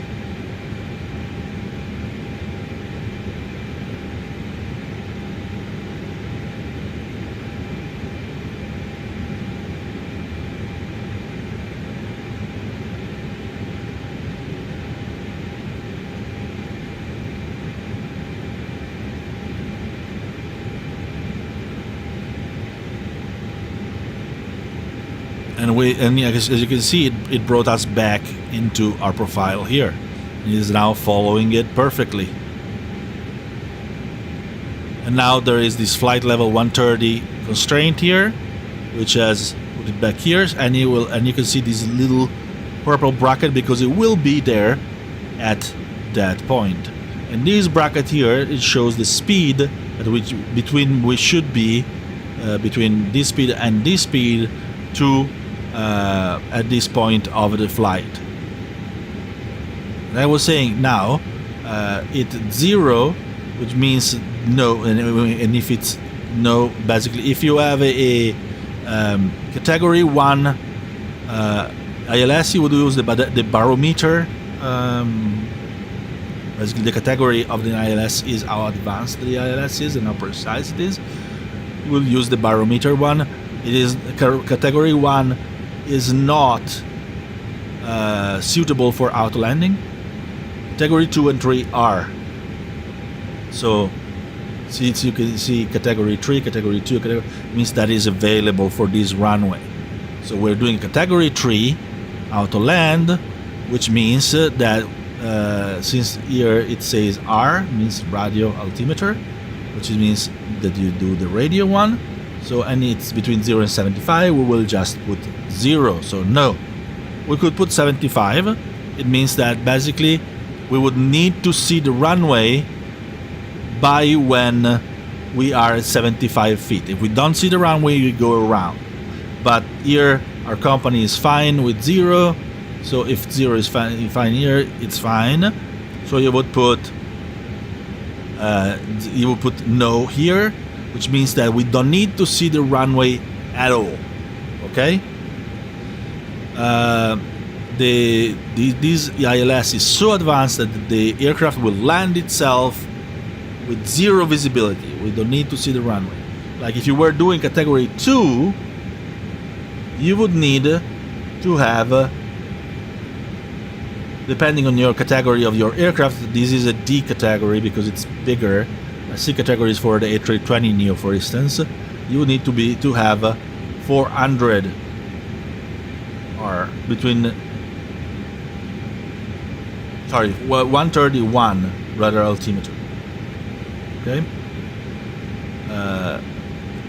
which is instead of radio, we'll put 131. If it was a category 1 approach, you would not do the autoland. You would put 520 on the barometer one, because you see there is no A here.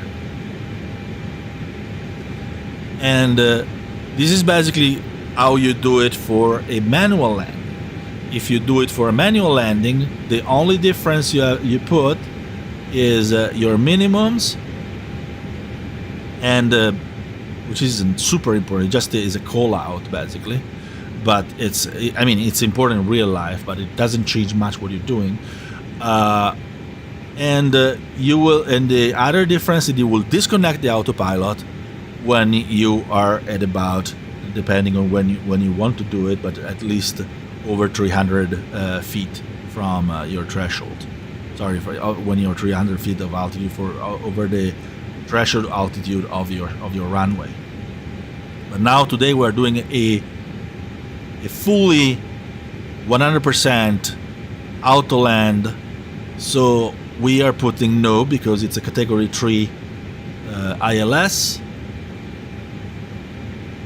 and we are doing it no problem, and basically it's going to do everything by itself. It doesn't need us to see the runway because there is 0 here.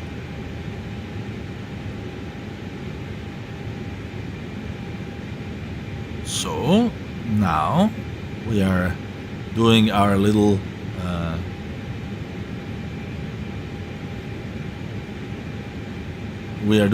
carousel around the airport. You can see the airport is already there. We are, by the way, under 15,000, so we can turn the seatbelts on.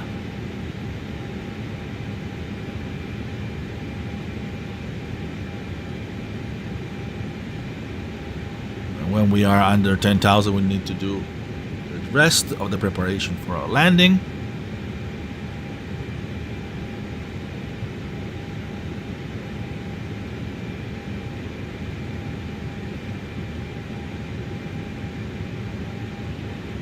By the way, most category 3 ILSs would let you have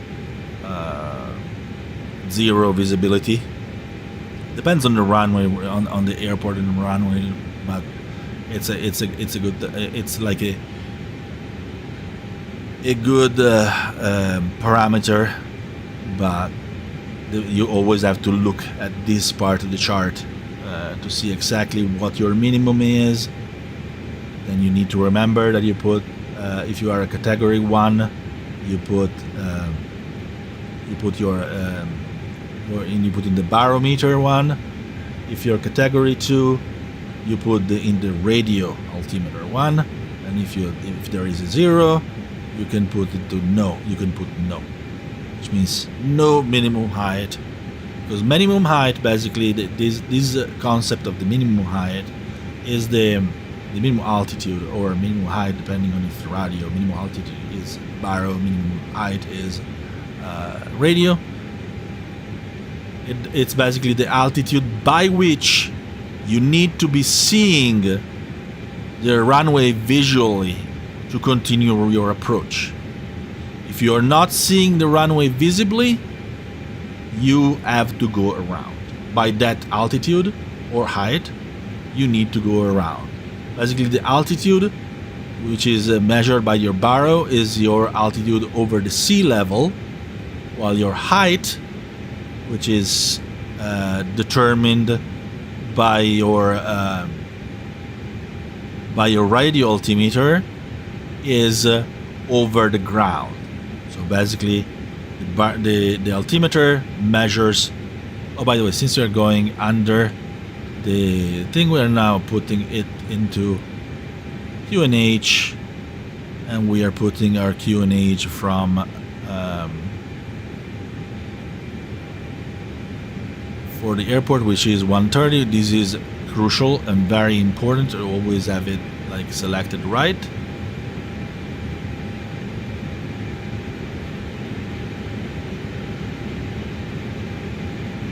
Because it will change pretty radically how high it tells you, like how high your altimeter tells you that you are.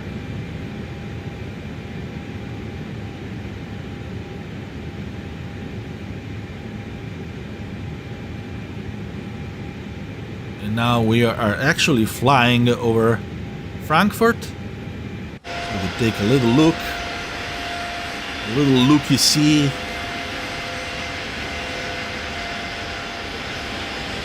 Your destination right there. Frankfurt Airport on the right, and Frankfurt City on the left. Right in front of our nose, there is the stadium.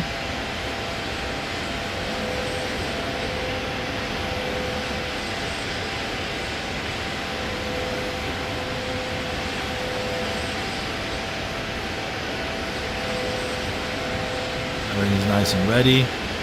We'll soon be below clouds, so we won't need the engine. Let me check the temperature now.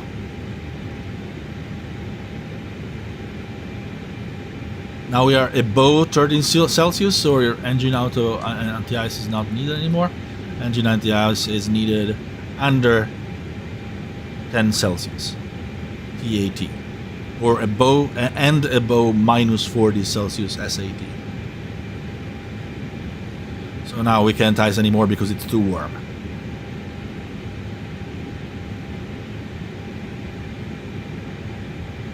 Now we are almost at 10,000 feet.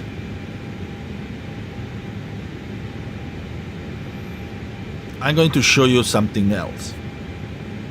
So you see all these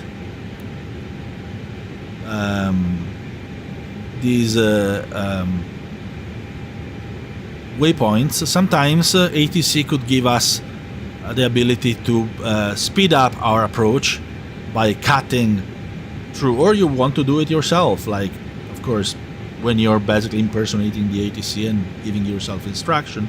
So say I want to go directly to DF612 without having to follow all this little carousel here. So what do?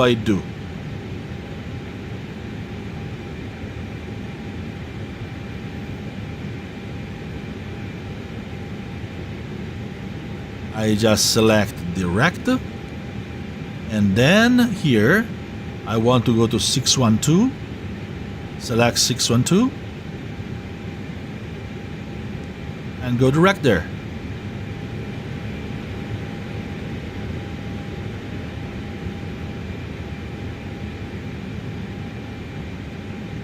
I kind of made our path a little weird, but this is just to show you how it works.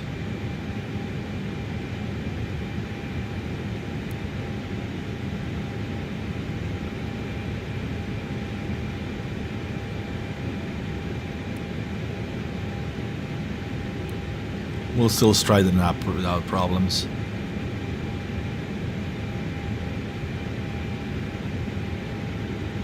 See? And our top of the... yeah, we are a little fast, but it's fine. That's because I changed it when I shouldn't have. But it's just to show you how it is, basically.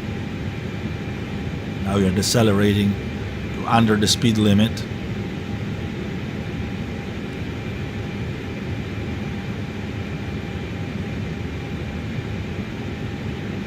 We have our little top of descent here that will tell us exactly what time we will be there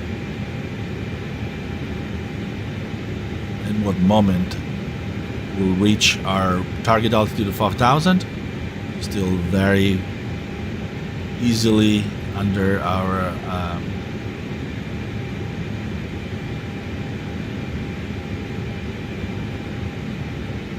if you want to do it better, probably let's just direct again to this one, the F635. See, it does it here. It shows us exactly where we go. So let's go, and now we have a little better route, less weird. And our plane will just adapt everything and change all the parameters to be there when we need to be there. Now we're under 10,000, so we turn on the landing lights. The nose light goes into takeoff. Terrain on ND goes on. And we select, since we are doing an ILS, we select LS. We check that our ILS is correct. You can see the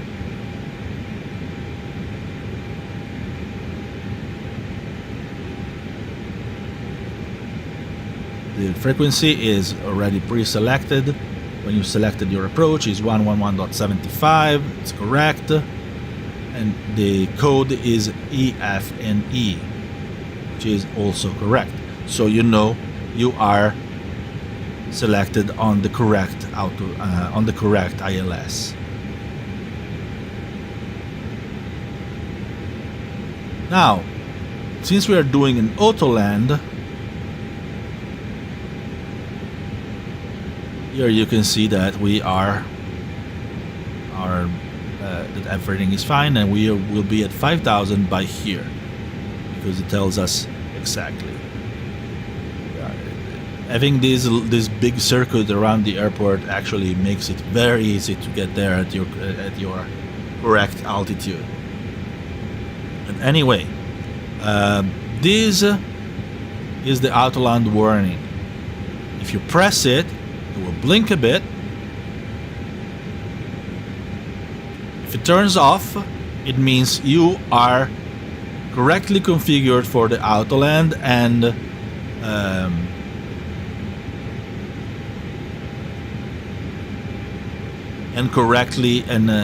correctly set up for the Autoland.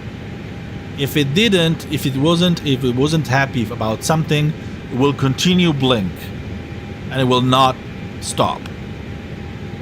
Basically telling you that there is something wrong in our configuration, whatever. You need to check it out because you're not correct right now. We have a problem. But if you click it like this and it blinks a couple of times and then it stops blinking, it means you're fine. If anything were to change and kick you out of your configuration for Autoland, it will also start blinking again and tell you, "Oi, there is a problem. What are you doing?"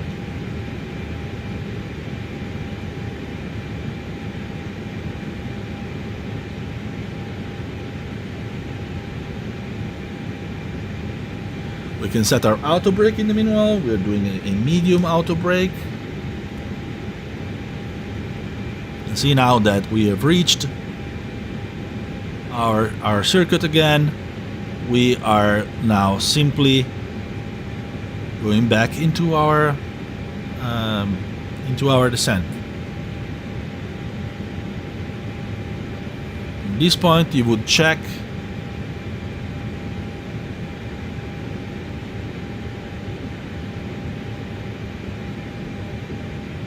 that everything is correct here.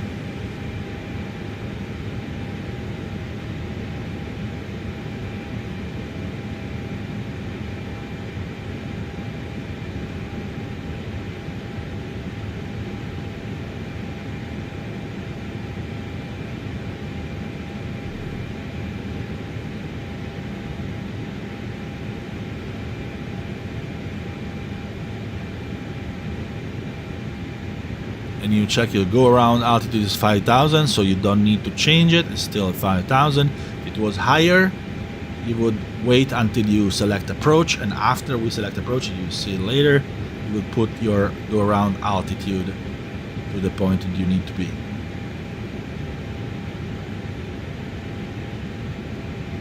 And now we are perfectly fine. We just have to wait to get there.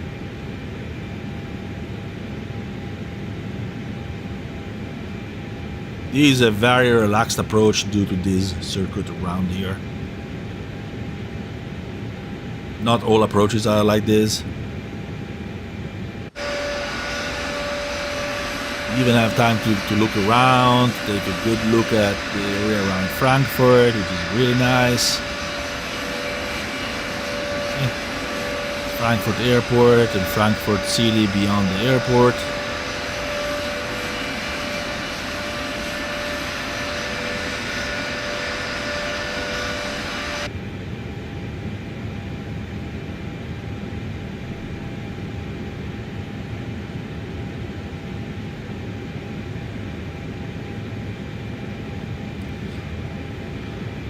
Again, if you were doing a manual landing, not in a Autoland, you would have to turn off your autopilot with the red button here, or you can select a keybind. Normally there is, if you have a stick, there is like a comfortable button on top of it that you can set for your autopilot disconnect. Normally the correct keybind to use is autopilot off. And then you set that key to that. We don't need it right now because we're doing an Autoland. Autoland normally would be used when there is, like, you can't see the runway very well. There is bad weather. Of course today it's good weather, so theoretically we wouldn't need to do an Autoland, but we're doing it because this is an autopilot tutorial, right?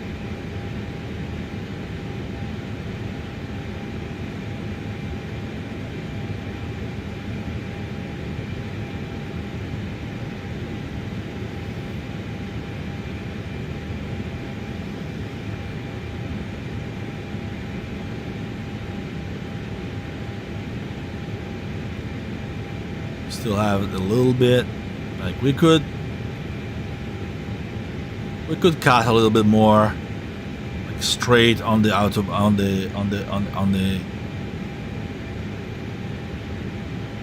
waypoint to be before the autopilot, but yeah, it's not that important. It's fine. Way I can keep chatting at you a little bit longer. Throwing around here as well. As you can see here, it has already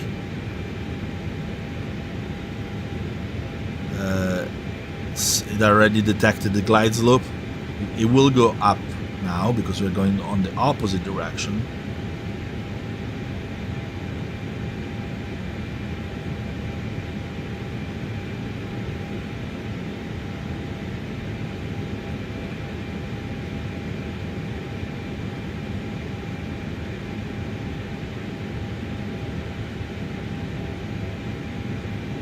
Since we're close, let's check that there have not been significant changes here See, we can, the temperature's gone down a little bit. See, temperature is, it's gone up a little bit, sorry, 7. Change that if you want. It's not a massive issue. QNH is the one that you definitely should change if it changes. Wind has gone variable to knots. By the way, Autopilot, Autoland, each aircraft has different limits of wind through which you can do. For the A321neo, you shouldn't have more than 20 knots crosswind, more than 15 knots headwind, and more than between 5 and 10 knots tailwind. So if you're under these parameters, you're fine.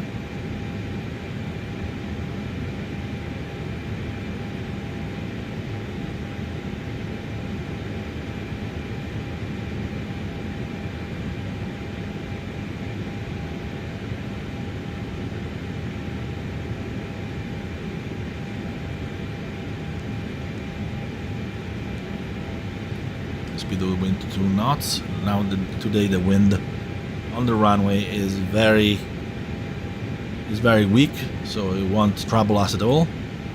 We'll be able to do our auto land without any trouble at all.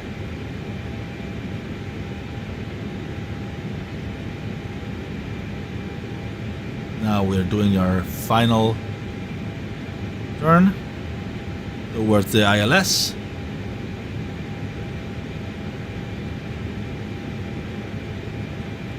Arm our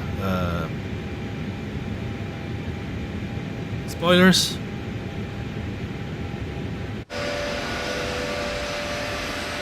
Our nice A321 is doing the final turn.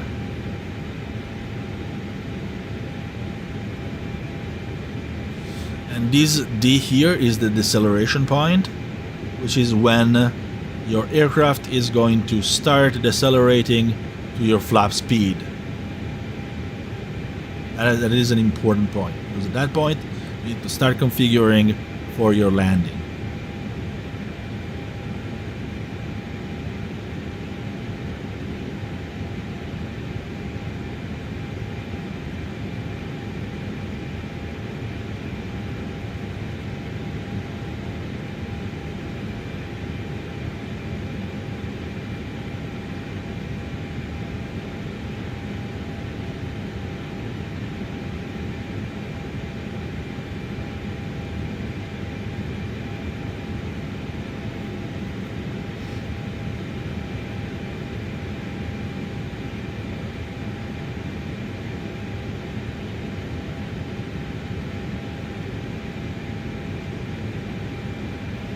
By the way, when you are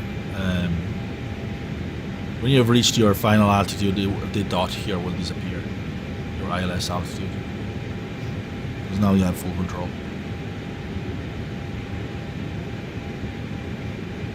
Now you can see the localizer is almost straight in front of us. Glide slope is not detected anymore because we went a little far from it, but it will reappear.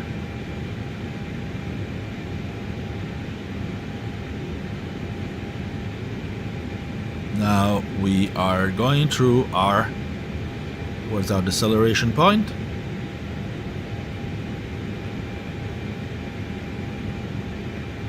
Everything is fine. When you receive your deceleration point, it will automatically activate the approach phase. If you want to activate it earlier, you can, but you have almost no reason to. Let it activate on its own when it reaches the deceleration point.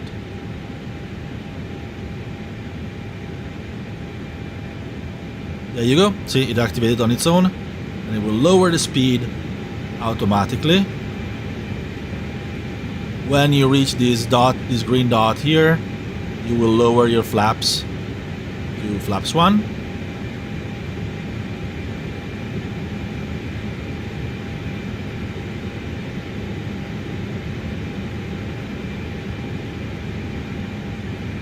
flaps 1, and activate the approach. Now the approach is activated. You can see Cat 3 single. Select the second autopilot, Cat 3 dual, which means everything is fine. Click on this, and it will tell you everything is fine. Now we reached.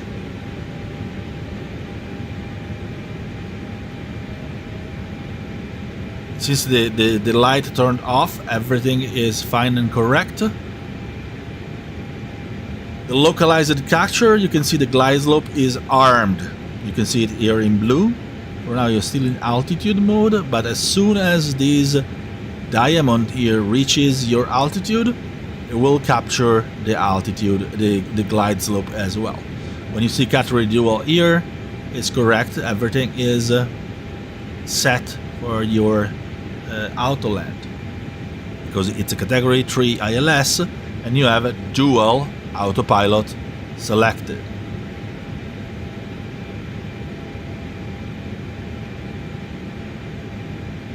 Now you can go flaps 2, and it will start descending. It's capturing the glide slope. You see that with the start means that it's capturing it. Landing gear down. Glide slope captured. No more start. Now you will wait for the F to lower your flaps 2. There you go.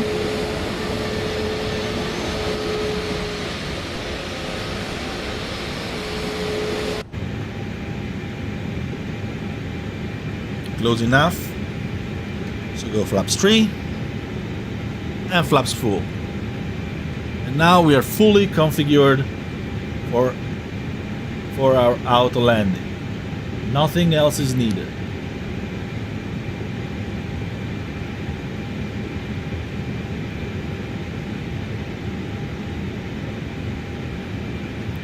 Here, when you were at, over or at 300 above ground level, about ground altitude, you would deactivate if you wanted to land manually. Normally at 300 or over, if you want more control earlier, you would deactivate the autopilot and just land.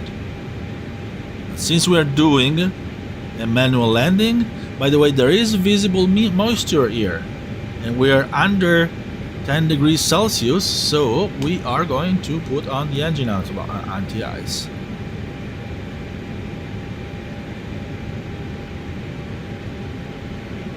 See, now we are in glide slope, everything is fine. We click the Autoland, we make sure that everything is fine. Turned off, so we are perfectly configured for our auto landing.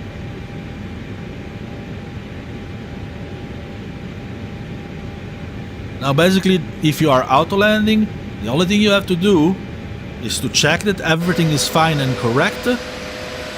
Keep checking until you are on the ground, and then you need to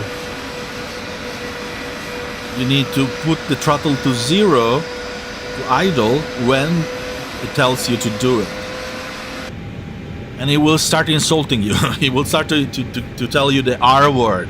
That's actually not an insult. It just means to pull back your throttle to idle when you're in the flare. So you will not do it before it tells you to do it.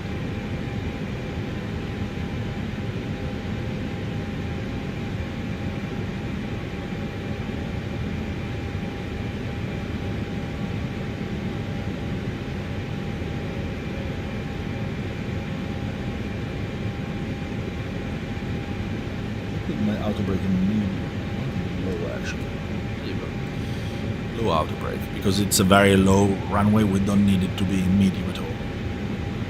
See, now it tells us that everything is fine. We can ding our cabin. This aircraft doesn't remove the check for the cabin, but it's fine. It's not an essential item, so it won't give you an error. But other aircraft, if you ding in that, it will remove that check. As you can see, everything is fine, perfectly as it should be. If you look in front of here, you see that we have 2 white and 2 red lights on the PAPI lights, which means that we are perfectly in lights up. If you add more red, it means we were low. If you add more whites, it means we were high. If you normally get to 4 reds and 4 whites before you're very close to the runway, it means you're too far from the glide slope, so you should go around. Nice view of Frankfurt right there. Frankfurt Airport is here. Everything is correct. No warnings, no problems. Check that this is armed, and it is. 1000. Our gears down. Everything is how it should be.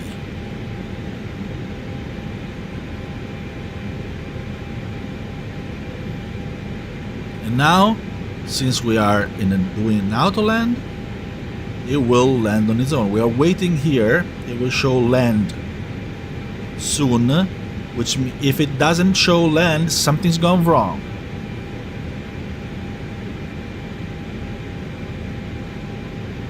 Still early, of course, but before we get into landing, it will change to land here.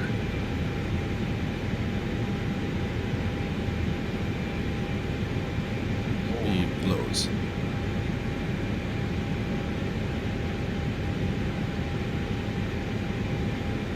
Land. There you go.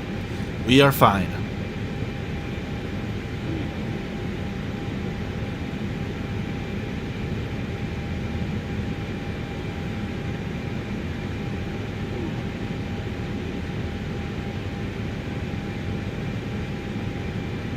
And it will flare on its own, and you will see that it changes to flare. There is the flare mode. 20. Retard. With the R word, it instructed us to set the thrust lever to idle. Then it touched down perfectly on its own, and it went into rollout mode. And it will decelerate on its own. As usual, for the purpose of these tutorials, we are ignoring the traffic, so pretend you didn't see that aircraft. We slow down enough so we can take manual control. Disconnect the autopilot.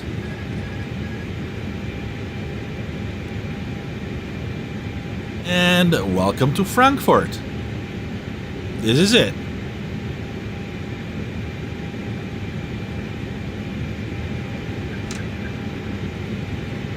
This is literally it.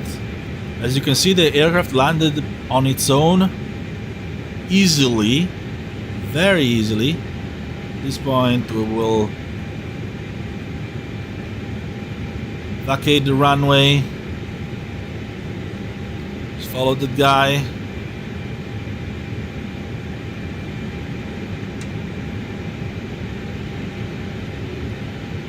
Pull up the flaps. Disarm the spoiler.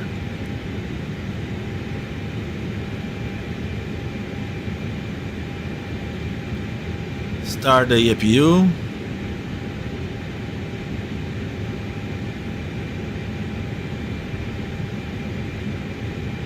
Strobe lights go off.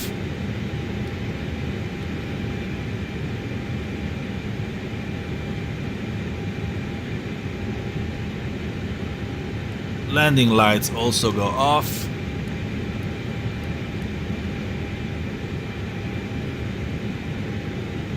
Nose light go into taxi.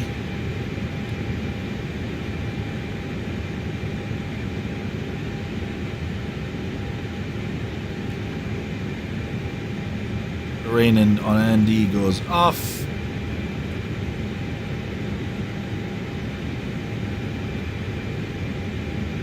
Weather radar goes off as well.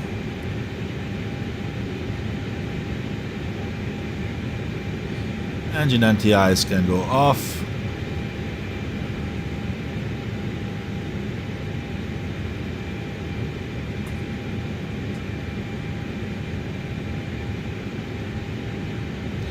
Welcome to Frankfurt.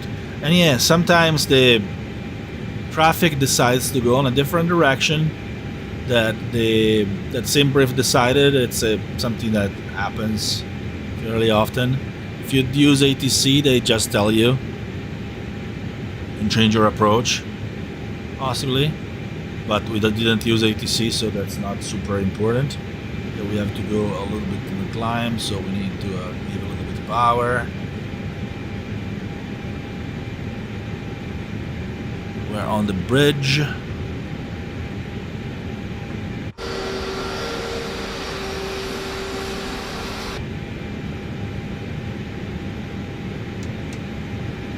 Remove the constraint, remove the ILS.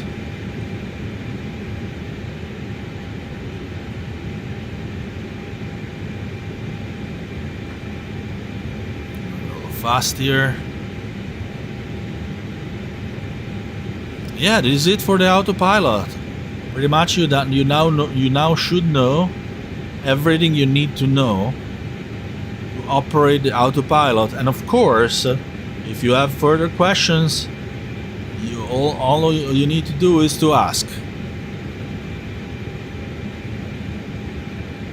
in the comments of the video, and we will tell you if there is anything else you need to do.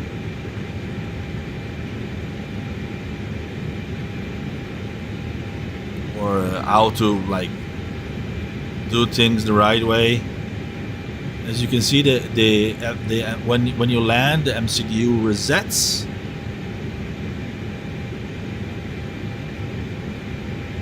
Now we are navigating the cargo area of the Frankfurt airport. There is a little bit of a bump here. Which is one of the reasons why you need to taxi slowly.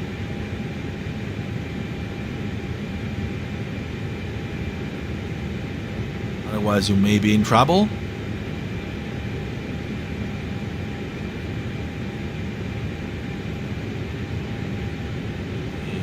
CRJ just landed there.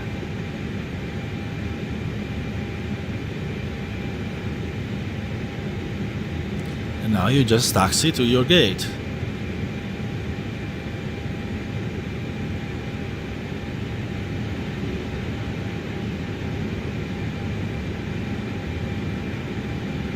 Again, if you have any question, any doubt, anything that you believe is misconfigured, you can ask in the comments and I will be super happy to give you indications on how to solve your problems. I hope you don't run into the self-replicating fuel glitch, because that was really hilarious. Or maybe you want to run into it. This is, by the way, a third-party version of Frankfurt by Aerosoft. For now, it's available only on PC, and I believe Xbox as well. It's not available on PS5, and it won't be until the PS5 version is released. Sorry, until the marketplace is open, third-party marketplace is open on the PS5 version, which they say in the spring. It's going to be quite curated, they said, so they're probably going to let developers in bit by bit, and probably only the good ones. Aerosoft is one of the good ones, so and it's also in a very close relationship with Microsoft, so there is no reason why they wouldn't be in.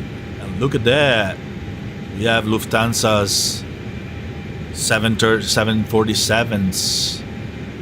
It's always a good day when you see a 747. That is my philosophy. Seeing a 747 is always a good time.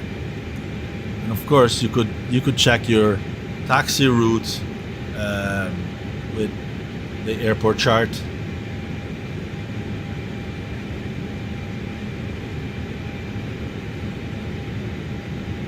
We're going to Terminal 2, which is the terminal in which British Airways would park. And in real life. Normally ATC would tell you where to go. We're rebels.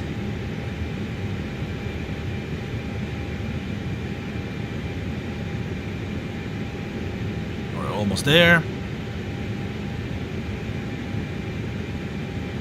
Going to park near this China Eastern. And I don't know which airline is the one near China Eastern. It's supposed to be some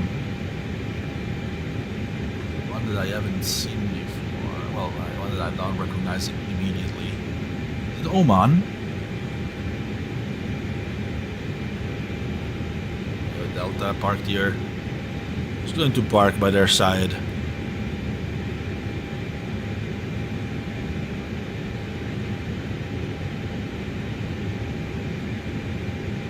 BU. Is Terminal 2. Yeah, 1.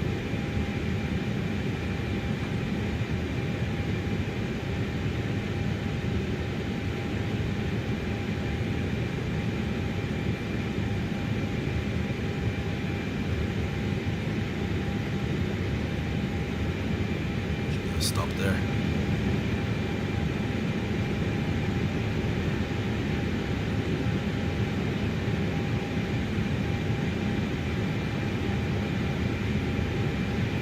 Entering the gate, we can turn off the lights.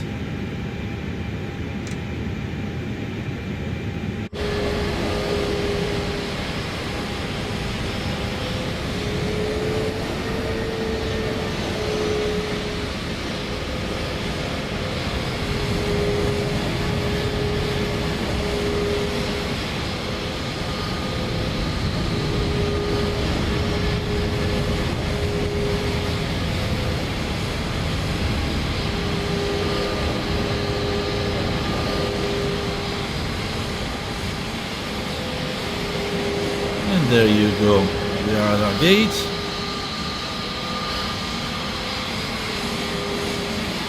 Brake.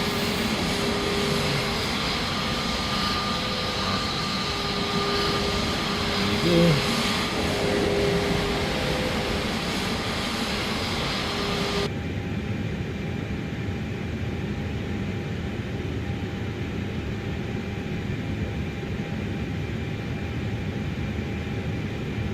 Parking brake goes on.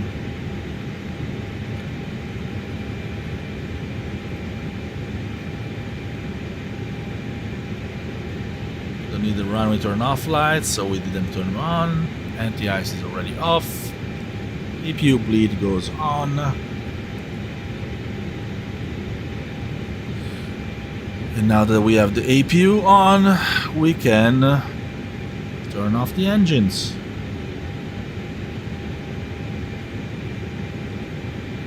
Double check the APU bleed is on, as it is. Otherwise our aircraft would go completely dark.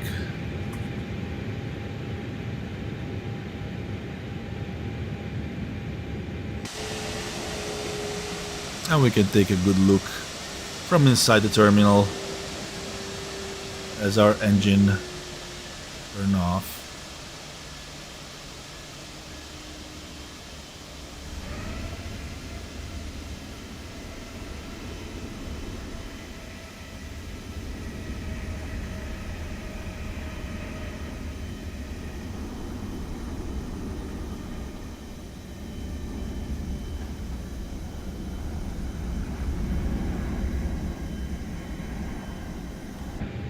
Okay, engines are off.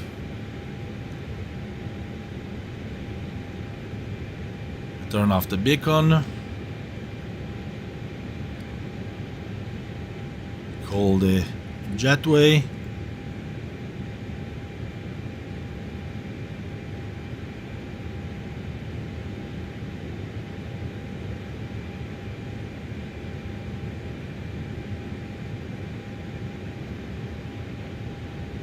And we can start letting our passengers get on their feet.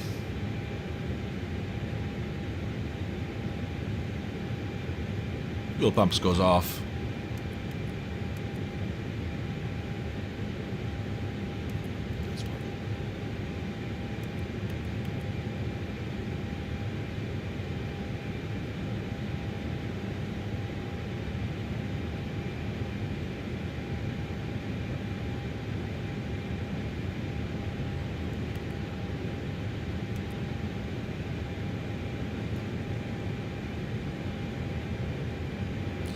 Transponder goes to standby.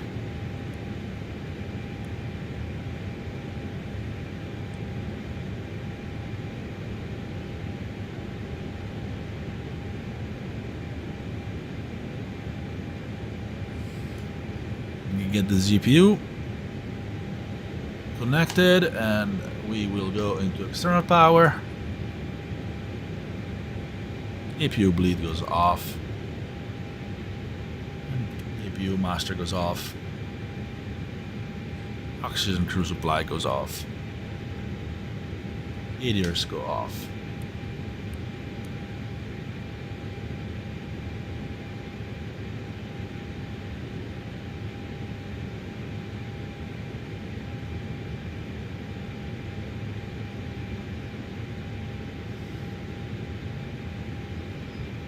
Exterior lights go off.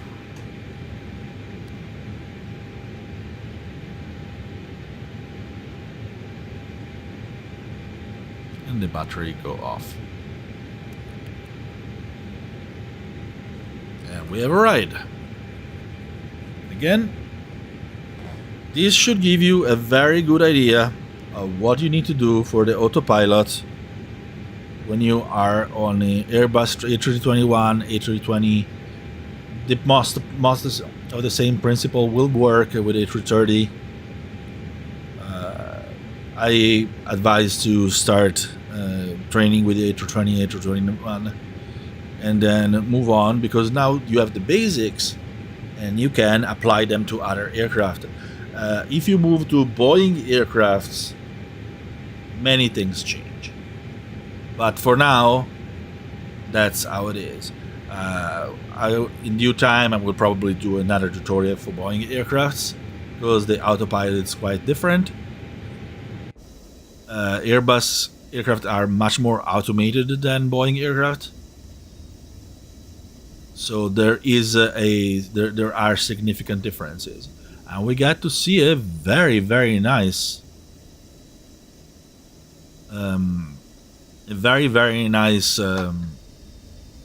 sunset over Frankfurt. Again, if you have any questions, any doubts, anything that you would like to know that you have problems with or you're not sure about, whatever comes to mind, come to the comments and I will help you out, or will try at the very least. Again, all these procedures, everything, are perfectly viable on any platform. PC, of course, the available add-ons are different, but the procedures that we have seen are available on PC.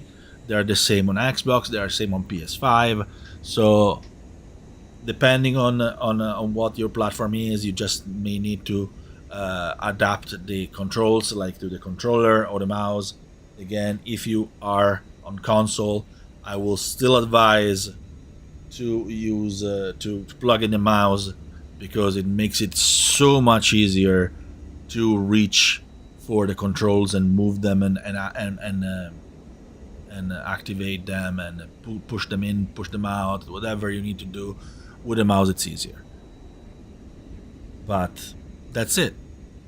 So again, thank you very much for flying with us from London to Frankfurt, and I will see you in the next video.